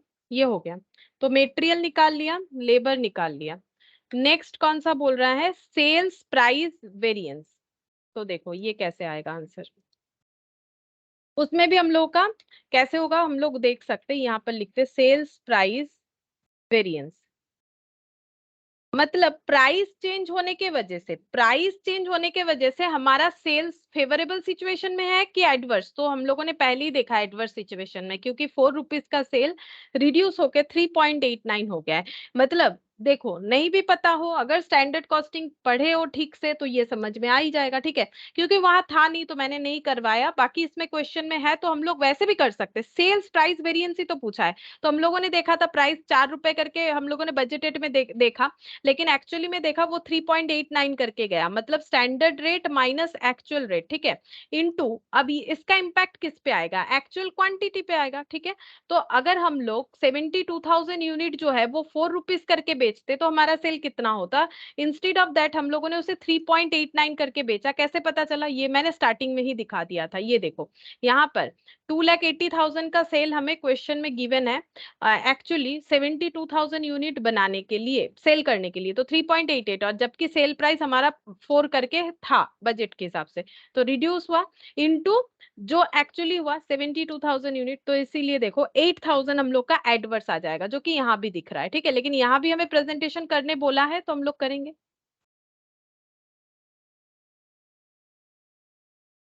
8,000 एडवर्स, ये आ गया सेल्स प्राइस वेरिएंस। अच्छा, इसके बाद बोला है variable overhead and fixed expenditure variance. तो पहले निकालेंगे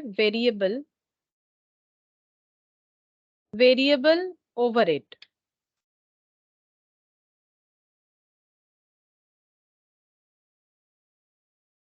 तो इसे हम लोग कैसे निकालते हैं, हमेशा हम लोग रिकवरी रेट देख के निकालते थे, ठीक है। तो रिकवरी रेट कितना है 0.50। ये कितने यूनिट पे रिकवर होने वाला था, 72,000 यूनिट पे। देखो 72,000 यूनिट पे 0.50 करके अगर रिकवरी रेट होता तो हम लोग कितना रिकवर कर पाते। ম্যাম আগেরটা 7920 আসছে आंसर। 7920 আসছে, ওটা বোধহয় পুরো 3.89 পুরোটা নিতে হবে না। যদি না নাও তাহলে মানে এই যে 3.888888 পুরোটা নাও, তাহলে তোমার ওইটা রাউন্ডে চলে আসবে। আর যদি তুমি শুধু 3.89 নেবে তাহলে কিন্তু আসবে না। এই দেখো এইভাবে ইনটু করো 72,000, তাহলে তোমার ক্যালকুলেটরে এইভাবে আসবে 8,000। যদি 3.89 নাও তখনই ওই প্রবলেমটা হবে। এই দেখো, দেখো তাহলে কিন্তু এরকম আসবে 7920। আমরা ক্যালকুলেটরে পুরো ডেটাটা নিয়ে নেবো, এখানে এরকম লিখে দেবো, এই যে মাথায় এটা দিয়ে দাও, তাহলে মানে এরপরে এই ডেটাটা এরকম কন্টিনিউয়েশন ফর্মে চলছে, তাহলে অসুবিধা হবে না। এরকম দিয়ে দেওয়ার মানেই হচ্ছে আমরা রাউন্ড করে নিচ্ছি, মানে ওটাকে যতটা ক্যালকুলেটরে থাকবে পুরোটা ইউজ করতে হবে, তাহলে এটা ডাইরেক্ট 8,000 দেখাবে।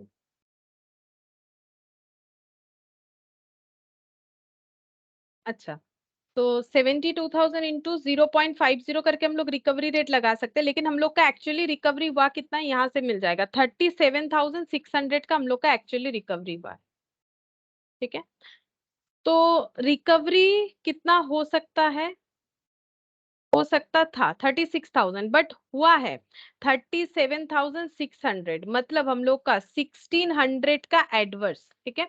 तो 0.50 करके वेरिएबल ओवरहेड के हिसाब से 72,000 का खर्चा होने वाला था हम लोगों का, सिर्फ और सिर्फ 36,000, जबकि हो गया 37,600। इसको हम लोग कैसे लिखते हैं, recovered variable overhead minus actual variable overhead, ठीक है। तो ये तो हम लोगों ने किया हुआ है पहले भी, तो हम लोगों का वेरिएबल ओवरहेड निकल के आ गया। तो सेल्स प्राइस वेरिएंस निकाल लिया, मटेरियल का कॉस्ट प्राइस यूसेज, लेबर का भी कॉस्ट प्राइस या फिर रेट, और एफिशिएंसी वेरिएबल ओवरहेड। और दो वेरिएंसेस बचा है, एक है हम लोगों का fixed overhead expenditure.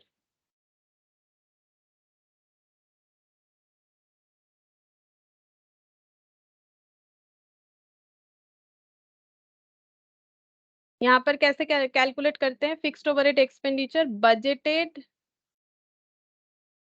Fixed overhead minus actual fixed overhead, actual fixed overhead, ठीक है। बजटेड फिक्स्ड ओवरहेड कितना है, बजटेड फिक्स्ड ओवरहेड 40,000, एक्चुअली कितना हुआ 39,500। एक्सपेंडिचर का मतलब कितना खर्चा, एक्सपेंडिचर का मतलब खर्चा, ठीक है, याद आ रहा है तो देखो हम लोगों ने काफी सारा फिक्स्ड पे भी हम लोगों ने कैलकुलेशन किया था, तो वहां पर 3-4 मतलब इसका वेरिएंसेस होता है, लेकिन हमें एक्सपेंडिचर वाला ही निकालने के लिए बोला है। तो बजटेड फिक्स्ड ओवरहेड और एक्चुअल फिक्स्ड ओवरहेड, तो budgeted 40, actual 39,200, favourable situation 800 favourable. और लास्ट वाला सेल्स वॉल्यूम यानी कि प्रॉफिट, ठीक है, सेल्स वॉल्यूम, ये देखो ब्रैकेट में शायद दिया है कि नहीं नहीं पता, हाँ दिया है, सेल्स वॉल्यूम यानी ब्रैकेट में प्रॉफिट वेरिएंस। ये कैसे निकालेंगे, प्रॉफिट में क्या डिफरेंस आया, ठीक है, तो प्रॉफिट में क्या डिफरेंस आएगा, प्रॉफिट हम लोग का कम होगा। क्यों कम होगा, सोच के देखो, हम लोगों ने सोचा था कि हम लोग कितना यूनिट बेचेंगे, लोगों ने बजटेड क्वांटिटी सोच रखा था कि हम लोगों ने 80,000 यूनिट सेल करना है, मास्टर बजट तो उसी चीज का था, लेकिन हम लोगों ने बेचा कितना, 72,000, हमारा क्वांटिटी भी कम हो गया। तो profit, net profit per unit कितना करके आया है, 0.50 करके आया है। तो सेल्स वॉल्यूम प्रॉफिट वेरिएंस हम लोग का बजट के ऊपर कैलकुलेट होता है, तो इसमें ऐसे कैलकुलेट होगा, ये देखो यहाँ पर हम लिख देते हैं standard profit per unit budgeted quantity, ये बजटेड के ऊपर होता है, budgeted quantity minus actual quantity, ठीक है, क्योंकि हम लोग प्रॉफिट कैलकुलेट करना चाह रहे हैं, ठीक है। प्राइस हम लोगों ने पहले ही निकाल लिया, देखो सेल्स प्राइस वेरिएंस वाला कौन सा था, मतलब क्या हमारा selling price per unit change होने की वजह से कोई वेरिएंसेस आया है, आया है, लेकिन क्या हमारा सेलिंग क्वांटिटी चेंज करने की वजह से कोई वेरिएंस आया है, तो वो होता है वॉल्यूम, वॉल्यूम यानी सेल क्वांटिटी। अब क्वांटिटी चेंज कैसे चेक करोगे, तो हम लोगों ने सोचा था 80,000 बनाएंगे, बट बनाया कितना है, 72,000, ठीक है, तो इसीलिए budgeted quantity minus actual quantity, तो बजटेड सोच रखा था 80,000, लेकिन एक्चुअली में बना लिया 72,000, और प्रॉफिट जो है वो 50 पैसे पर यूनिट करके आया था, तो ये वाला कॉलम जो है हमारे लिए नेसेसरी है, ये वाला, ये जो कॉलम है, ठीक है, लेकिन सही से बनाना है। तो ये हो गया 0.50 इंटू 8,000, तो ये हो जाएगा 4,000 एडवर्स। तो याद रखो सेल्स प्रॉफिट वेरिएंस मतलब वॉल्यूम के ऊपर होगा कि क्वांटिटी कम या ज्यादा प्रोड्यूस करके बेचने के लिए हमारा कितना वेरिएंस आया, और प्राइस का मतलब जो है selling price per unit change होने पे क्या हुआ, ठीक है। बाकी देखो अगर कंसेप्ट समझ में आता है तो ये फॉर्मूला कभी रटने का जरूरत नहीं होता है। अच्छा, ये हम लोग का जो है क्वेश्चन नंबर 6 था, ये कंप्लीट हो गया, ठीक है, क्वेश्चन नंबर 6, जिसमें मैक्सिमम अगर हम लोग देखें तो उसमें हम लोगों का यहाँ पर जो है कि स्टैंडर्ड कॉस्टिंग ही ज्यादातर यहाँ पर बताया गया था। अब हम लोग करेंगे क्वेश्चन नंबर 8, क्वेश्चन नंबर 8। अच्छा देखो इसमें क्या बोला है, क्वेश्चन नंबर 8 में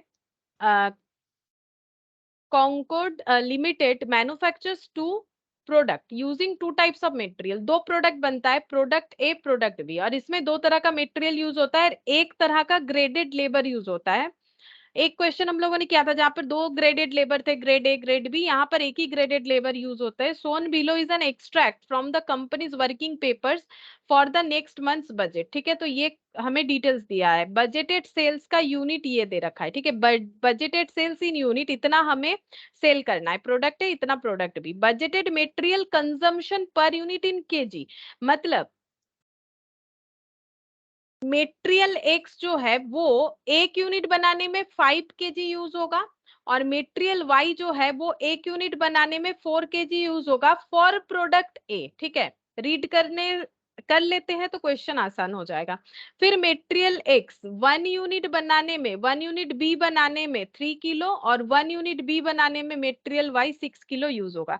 standard labour hours allowed per unit of the product, तो स्टैंडर्ड लेबर आवर्स क्या बोल रहा है, per unit of the product, एक यूनिट बनाने में 3 आवर्स लगेगा प्रोडक्ट ए के लिए, और 5 आवर्स लगेगा प्रोडक्ट बी के लिए। अच्छा आगे पढ़ते हैं, material X and Y cost, cost भी बता दिया है 4 एंड 6 पर केजी, कॉस्ट बता दिया है। Labour where paid 25 per hour, overtime premium is 50%, ठीक है, ओवर टाइम प्रीमियम इज 50%। मतलब अगर लेबर ने जो स्पेसिफाइड टाइम है उससे ज्यादा किया, जो कि लेबर कॉस्टिंग में हम लोग पढ़ चुके हैं, तो 50% जो है overtime premium is 50% and is payable if a worker works for more than 40 hours a week. बोल रहा है ओवर टाइम दिया जाएगा 50%। अच्छा, एंड इज पेबल, और कैसे दिया जाएगा, कब दिया जाएगा, कैसे समझेंगे कि कब ओवर टाइम है? If a worker works for more than 40 hours a week, एक हफ्ते में कोई वर्कर अगर 40 आवर्स से ज्यादा काम करेगा तो हम लोग मानेंगे कि वो ओवर टाइम कर रहा है। देयर आर 180 डायरेक्ट वर्कर, मतलब 180 वर्कर है, ऐसा हमें क्वेश्चन में बता रहा है, ठीक है। अच्छा, फिर यहाँ पर क्या बोला है, द टारगेट प्रोडक्टिविटी रेशियो और एफिशिएंसी रेशियो।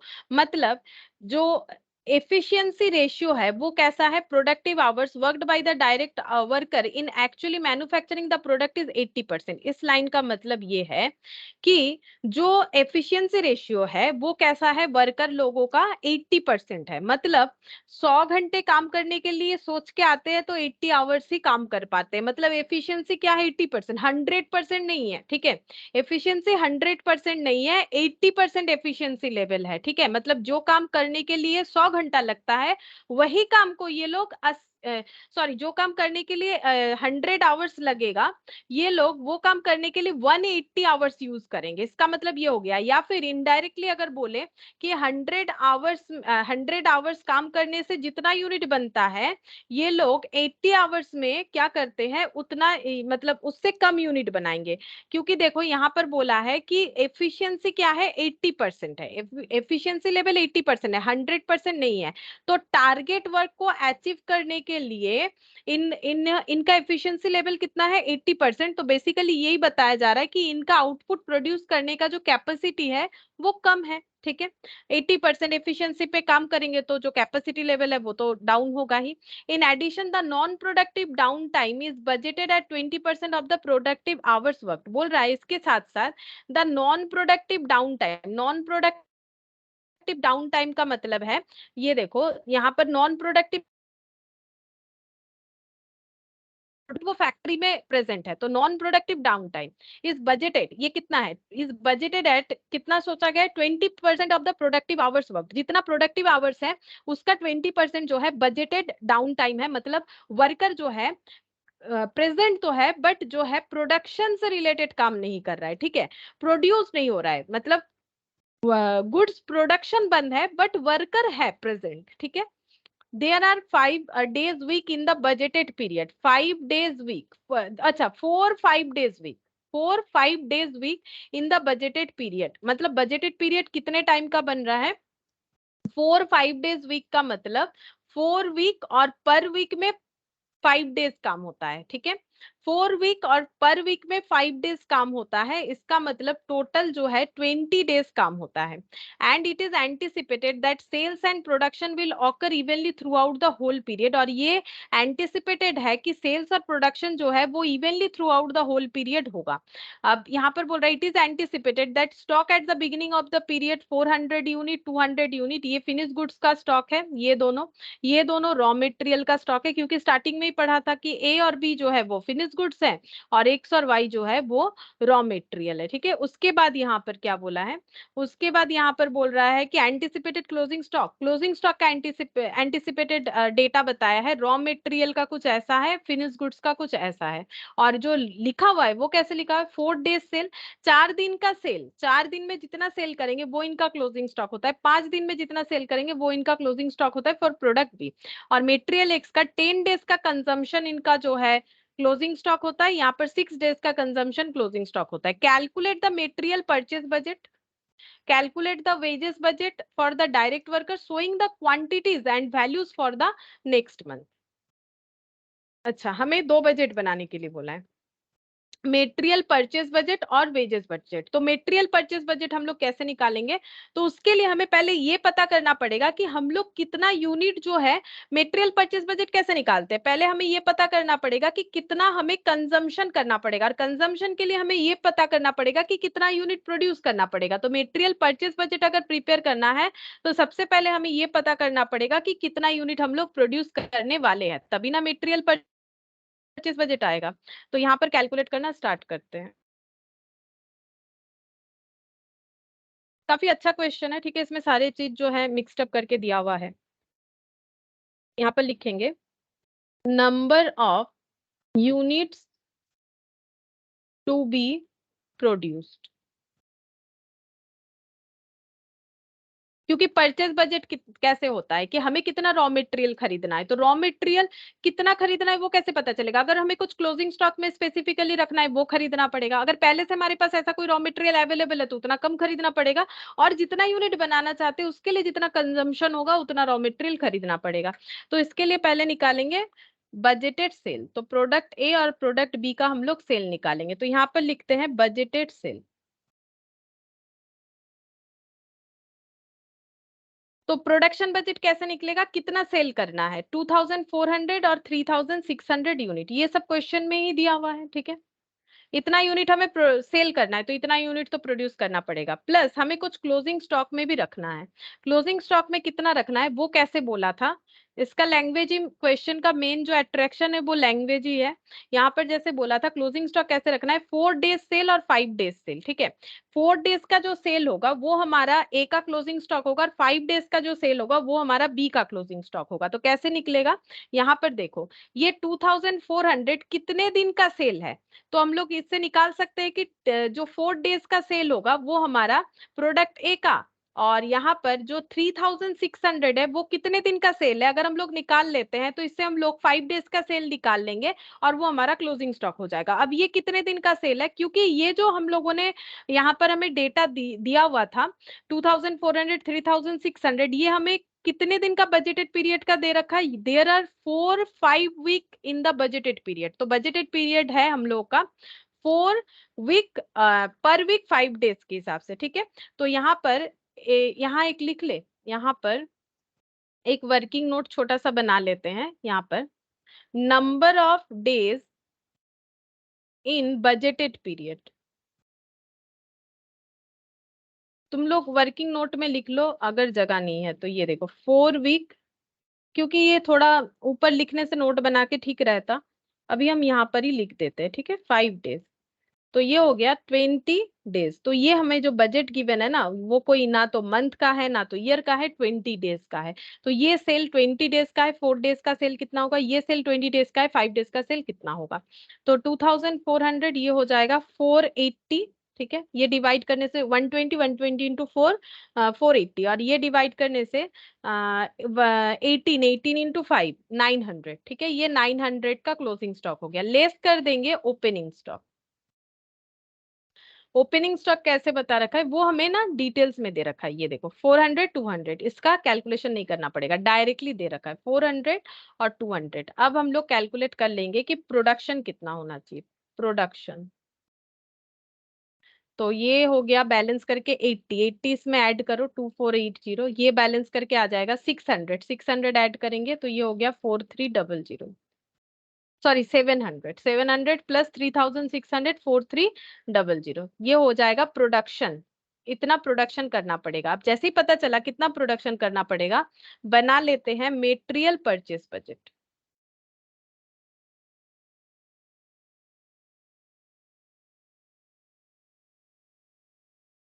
तो मेटेरियल एक्स और मेटेरियल वाई, तो मेटेरियल रिक्वायर्ड निकालेंगे पहले, मेटेरियल कंजम्पशन कितना होगा।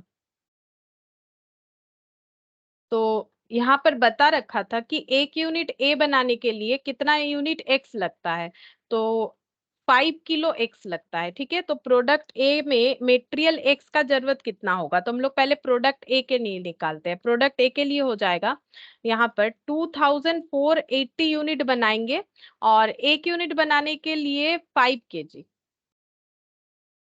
और मेटेरियल वाई कितना लगेगा 4 किलो।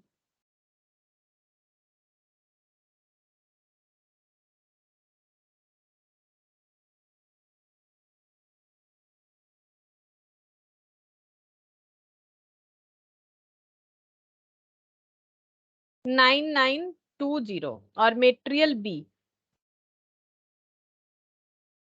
3 और 6, 3 और 6, तो यहाँ पर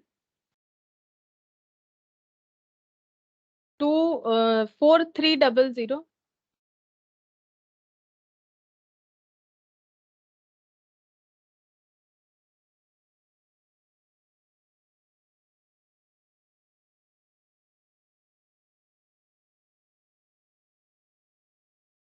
$25,800 इतना कंजम्पशन, इतना इतना किलो चाहिए। ठीक है, तो ये तो हमें कंजम्पशन पैटर्न के हिसाब से इतना इतना किलो खरीदना पड़ेगा। ऐड करेंगे अगर हमें कुछ क्लोजिंग स्टॉक में रखना है तो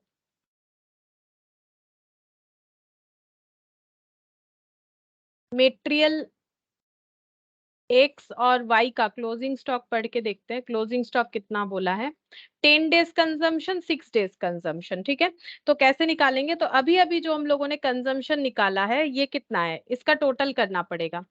इसका पहले टोटल करना पड़ेगा। 12,400 और 12,900 ऐड करते हैं। यहाँ पर लिखते हैं कंजम्पशन।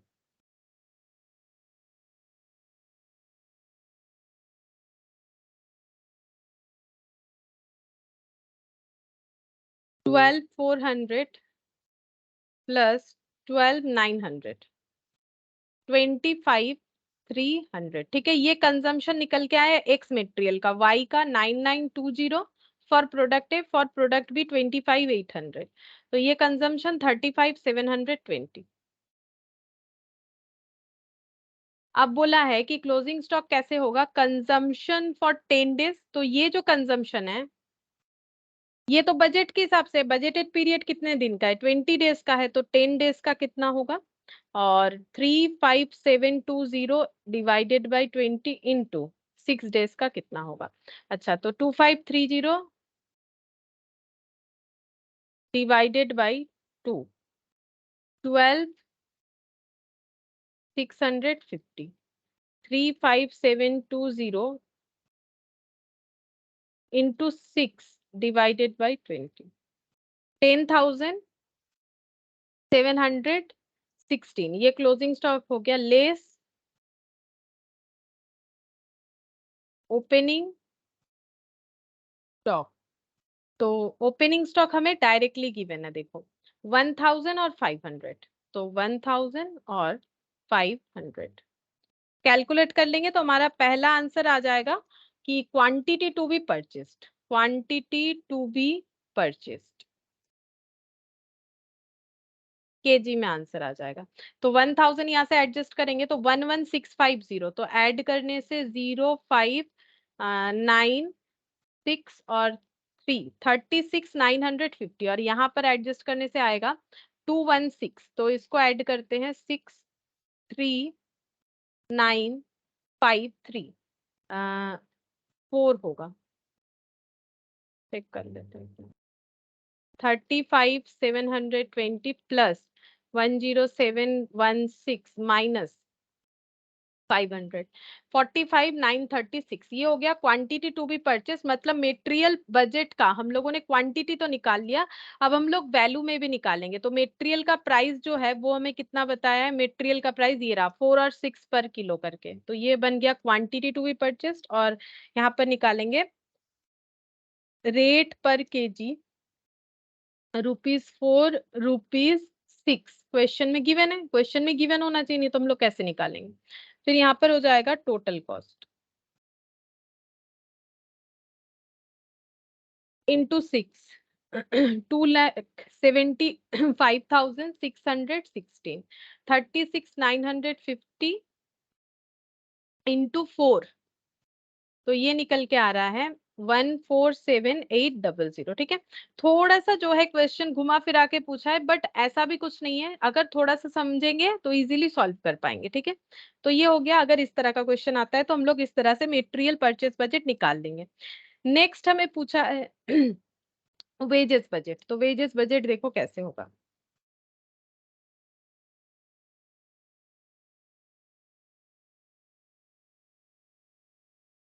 वेजेस बजट, ठीक है, तो प्रोडक्ट ए के लिए और प्रोडक्ट बी के लिए। तो वेजेस बजट निकालने का मतलब क्या हो जाएगा कि हम लोग लेबर को कितना पेमेंट करें। अब लेबर को पेमेंट करने का जो पैटर्न है वो क्या आवर बेसिस पे, यूनिट बेसिस पे है। देखो यहाँ पर बोला है standard labour our allowed per unit, ये बता दिया एक यूनिट बनाने में कितना लेबर आवर लगता है। तो एक यूनिट बनाने में 3 लेबर आवर बनता है। तो पहले हम लोग ये कैलकुलेट करेंगे कि जितना हम लोग प्रोड्यूस करना चाहते हैं उसके लिए हमें लेबर आवर कितना रिक्वायर्ड है। तो पहले यूनिट निकालेंगे, यूनिट्स टू बी प्रोड्यूस, तभी तो बता सकेंगे कि बजट के हिसाब से कि हमें कितना लेबर को पेमेंट करना पड़ेगा। तो पहले ये देखो कि बजट के हिसाब से कितना यूनिट बनाना चाहते हैं। तो बजट के हिसाब से हम लोग बनाना चाहते हैं 2480 और 4300। 2480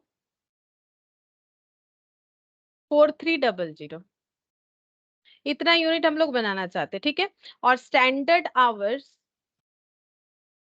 पर यूनिट क्वेश्चन में गिवन होना चाहिए, चेक करो 3 और 5। तो टोटल स्टैंडर्ड आवर्स कितना हो जाएगा, टोटल स्टैंडर्ड आवर्स। तो 2480 यूनिट बनाने में कितना टाइम लगेगा, एक यूनिट बनाने में 3 आवर्स, तो ये यूनिट बनाने में 7440 आवर्स का रिक्वायरमेंट होगा। 4300 यूनिट बनाने में 5 आवर्स बेसिस पे 21500 आवर्स का रिक्वायरमेंट होगा, ठीक है। अच्छा, आवर्स का रिक्वायरमेंट तो हम लोगों ने निकाल दिया, लेकिन क्वेश्चन में एक पॉइंट बोला था कितने प्रोडक्टिव आवर्स है, कितने जो है नॉन प्रोडक्टिव आवर्स है वो निकालना पड़ेगा।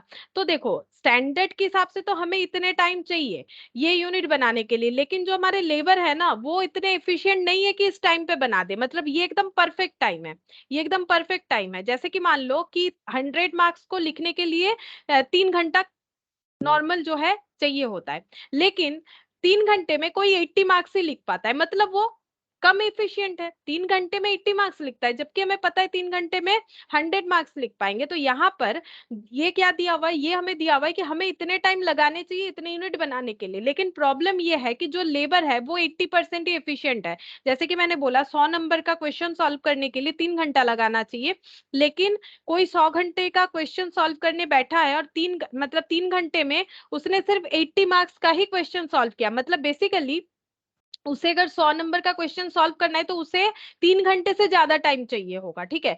तो ये तो हमारा जो है 3 घंटे का टाइम है, लेकिन 3 घंटे में तो काम पूरा नहीं होगा, इतना यूनिट नहीं बनेगा। क्यों नहीं बनेगा, क्योंकि ये लोग 80% ही एफिशिएंट है।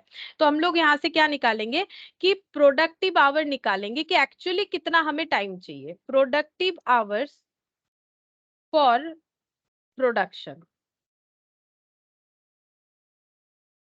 ठीक है। कैसे निकलेगा, 7440 आवर्स, ये 80% हमें बता रहा है, ठीक है। ये 80% हमें बता रहा है क्योंकि क्वेश्चन हमें क्या बोला है, द टारगेट प्रोडक्टिविटी रेशियो, मतलब जो प्रोडक्शन करने का रेशियो है वो उनका क्या है, डायरेक्ट वर्कर जो काम कर रहे हैं मैन्युफैक्चरिंग कर रहे हैं वो है 80%, ठीक है। तो इसका मतलब ये जो है standard labour hours allowed per unit of A product, तो इसका मतलब ये जो है ये 80% के बराबर है। तो एक्चुअली हमें 7440 आवर्स अगर 80% के बराबर है तो 100% मतलब कितना हो जाएगा, 9300 आवर्स, ठीक है। यहाँ पर आंसर निकल के आया 9300 आवर्स। मतलब प्रोडक्टिव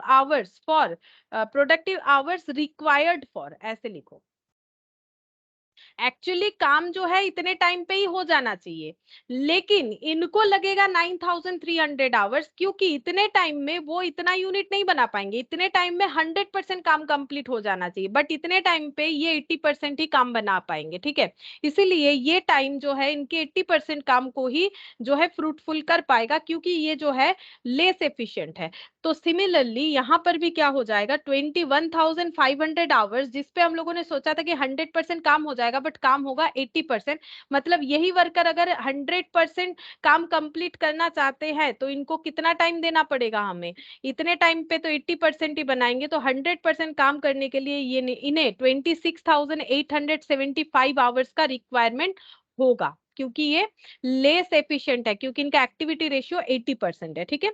अच्छा, अब हमें क्या करना पड़ेगा, यहाँ पर ये तो बताया ही है, उसके साथ साथ इन एडिशन उसके साथ साथ ये लाइन तो हमें ये बता रहा है कि इनका जो है काम करने का जो तरीका है उससे जो टाइम फिक्स्ड है उस पे 80% ही काम कर सकते हैं, ठीक है। मतलब हम ये बोल सकते हैं, जो मैंने एग्जांपल लिया था कि 100 मार्क्स को 100 मार्क्स को लिखने के लिए 3 आवर्स दिए गए थे, लेकिन ये 100 मार्क्स लिखने के लिए 3 घंटे में काम नहीं कर सकते, ठीक है। 3 घंटे में ये 80 नंबर ही लिख पाएंगे, 3 घंटे में ये 80 मार्क्स ही सॉल्व कर पाएंगे। तो 100 मार्क्स को सॉल्व करने के लिए इन्हें कितना टाइम देना पड़ेगा?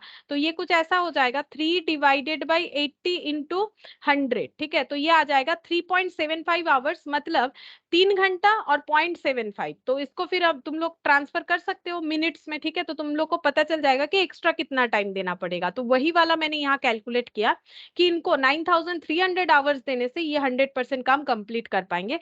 इसके साथ साथ the non productive down time is budgeted at 20% of the productive hours worked, ठीक है।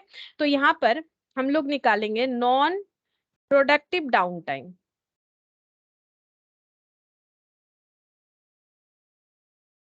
मतलब काम नहीं कर रहे वर्कर, प्रोडक्शन से रिलेटेड, लेकिन जो है फैक्ट्री में है, इसे बोलते हैं non productive time. Down time मतलब ये क्या हो रहा है, मतलब जो है प्रोडक्शन नहीं हो रहा है, इसलिए इसको डाउन टाइम बोला जाता है। कितना? 20% ऑफ द प्रोडक्टिव आवर्स। तो प्रोडक्टिव आवर्स कितना है? प्रोडक्टिव आवर्स हम लोग का ये हो जाएगा, ठीक है। तो इसका 20%, 9300 का 20%,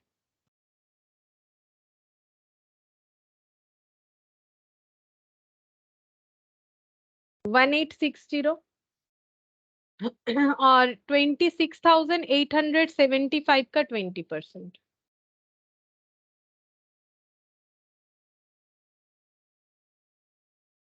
5375 आवर्स, ठीक है। तो ये हम लोग का क्या निकल के आ गया? Non productive down time.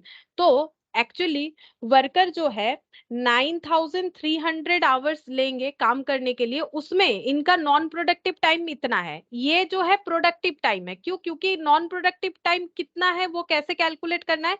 बोल रहे कि जितना भी प्रोडक्टिव टाइम होगा उसका 20% नॉन प्रोडक्टिव है। जैसे कि मैंने अभी एग्जाम्पल दिया कि 3 घंटे के क्वेश्चन सॉल्व करने में 3 घंटे में नॉर्मली 100 मार्क्स का क्वेश्चन सॉल्व हो जाता है। तो 3 आवर्स मतलब कितना मिनट्स होगा? 180 मिनट्स। 180 मिनट्स में जो है ये 80 मार्क्स ही सॉल्व कर पाएंगे। तो 100 मार्क्स को सॉल्व करने में कितना टाइम लगेगा ये निकाल लेते हैं। और मान लो इनका कुछ नॉन प्रोडक्टिव टाइम भी होगा, ठीक है। तो वैसे ही यहाँ पर नॉन प्रोडक्टिव मतलब बैठे हैं लिखे नहीं, वैसे ही यहाँ पर हम लोगों ने ये निकाल लिया कि इनका नॉन प्रोडक्टिव टाइम कितना है। तो जैसा क्वेश्चन बोला था कि प्रोडक्टिव टाइम जितना होगा उसका 20% इनका नॉन प्रोडक्टिव टाइम है, मतलब एक एक वर्कर, मतलब एक एक वर्कर बोल रहे जितने भी वर्कर है उन्होंने कितने टाइम फैक्ट्री में जो है इन्वेस्ट किया। तो प्रोडक्शन के लिए इतना टाइम और नॉन प्रोडक्टिव इतना टाइम, तो टोटल आवर्स जो है वो कितना हुआ? टोटल आवर्स ये बन रहा है 11,160, और ये टोटल करने पे आ जाएगा 26,875, 32,250, ठीक है। ये क्या निकल के आ गया कि एक एक वर्कर को इतने टाइम के लिए पे करना पड़ेगा। क्यों? क्योंकि हमें ये नहीं बोला है कि नॉन प्रोडक्टिव के लिए हम लोग पेमेंट नहीं करेंगे। जिन लोगों ने मतलब लेबर कॉस्ट अगर याद है तुम लोगों को तो देख सकते हो, वहां पर मैंने बोला था नॉन प्रोडक्टिव टाइम का मतलब होता है कि मान लो वर्कर जो है वो टिफिन करने के लिए गया है या फिर थोड़ा रेस्ट ले रहा है, वो कोई मशीन तो है नहीं कि लगातार काम करेगा, ठीक है। ऐसा थोड़ी ना है कि जो वो फैक्ट्री में आ गया तो बस प्रोडक्शन प्रोडक्शन ही काम करते जाएगा, ऐसा उसके लिए पॉसिबल नहीं है। वो ह्यूमन बीइंग है, उसे भी रेस्ट वगैरह का जरूरत होता है। तो नॉन प्रोडक्टिव टाइम दो तरह का हो सकता है। एक हो सकता है कि जो नॉर्मल रूटीन के वजह से जो होता है, जैसे कि खाना खाना, रेस्ट लेना, उसके टाइम, वो टाइम भी नॉन प्रोडक्टिव होता है। मशीन सेटअप के पहले का नॉन प्रोडक्टिव टाइम होता है। बहुत तरह का नॉन प्रोडक्टिव टाइम होता है। और कुछ जो है एबनॉर्मल नॉन प्रोडक्टिव टाइम भी होता है, जैसे मटेरियल खत्म हो गया तो वर्कर बैठे हैं, ठीक है। मशीन खराब हो गया तो वर्कर बैठे हैं, तो नॉन प्रोडक्टिव डाउन टाइम। तो इसमें उनका कोई गलती नहीं है कि मशीन खराब हो गया, मटेरियल खत्म हो गया, तो उनको पेमेंट करना पड़ेगा। वो जितने टाइम फैक्ट्री में रहेंगे उसका पेमेंट उनको मिलना चाहिए, ठीक है। तो हमें नॉन प्रोडक्टिव टाइम के लिए भी पेमेंट करना पड़ेगा, तो 11,160। और बाकी रूटीन टाइम के लिए जो नॉन प्रोडक्टिव होता है, जैसे कि टिफिन करना ही है, तो क्या उसके लिए उनका पेमेंट काट लेंगे? ऐसा नहीं होता है, ठीक है। तो जितना टाइम उन्होंने बिताया, तो hours to be, total hours to be paid, हमें इतने आवर्स के लिए पेमेंट करना पड़ेगा, ठीक है। अच्छा, अब हम लोग कैसे लिखेंगे, कितना हो जाएगा? तो यहाँ पर लिखेंगे total hours to be paid 11,160 plus 32,250, ठीक है। ये एक जीरो ज्यादा हो गया, तो यहाँ पर टोटल हो जाएगा 0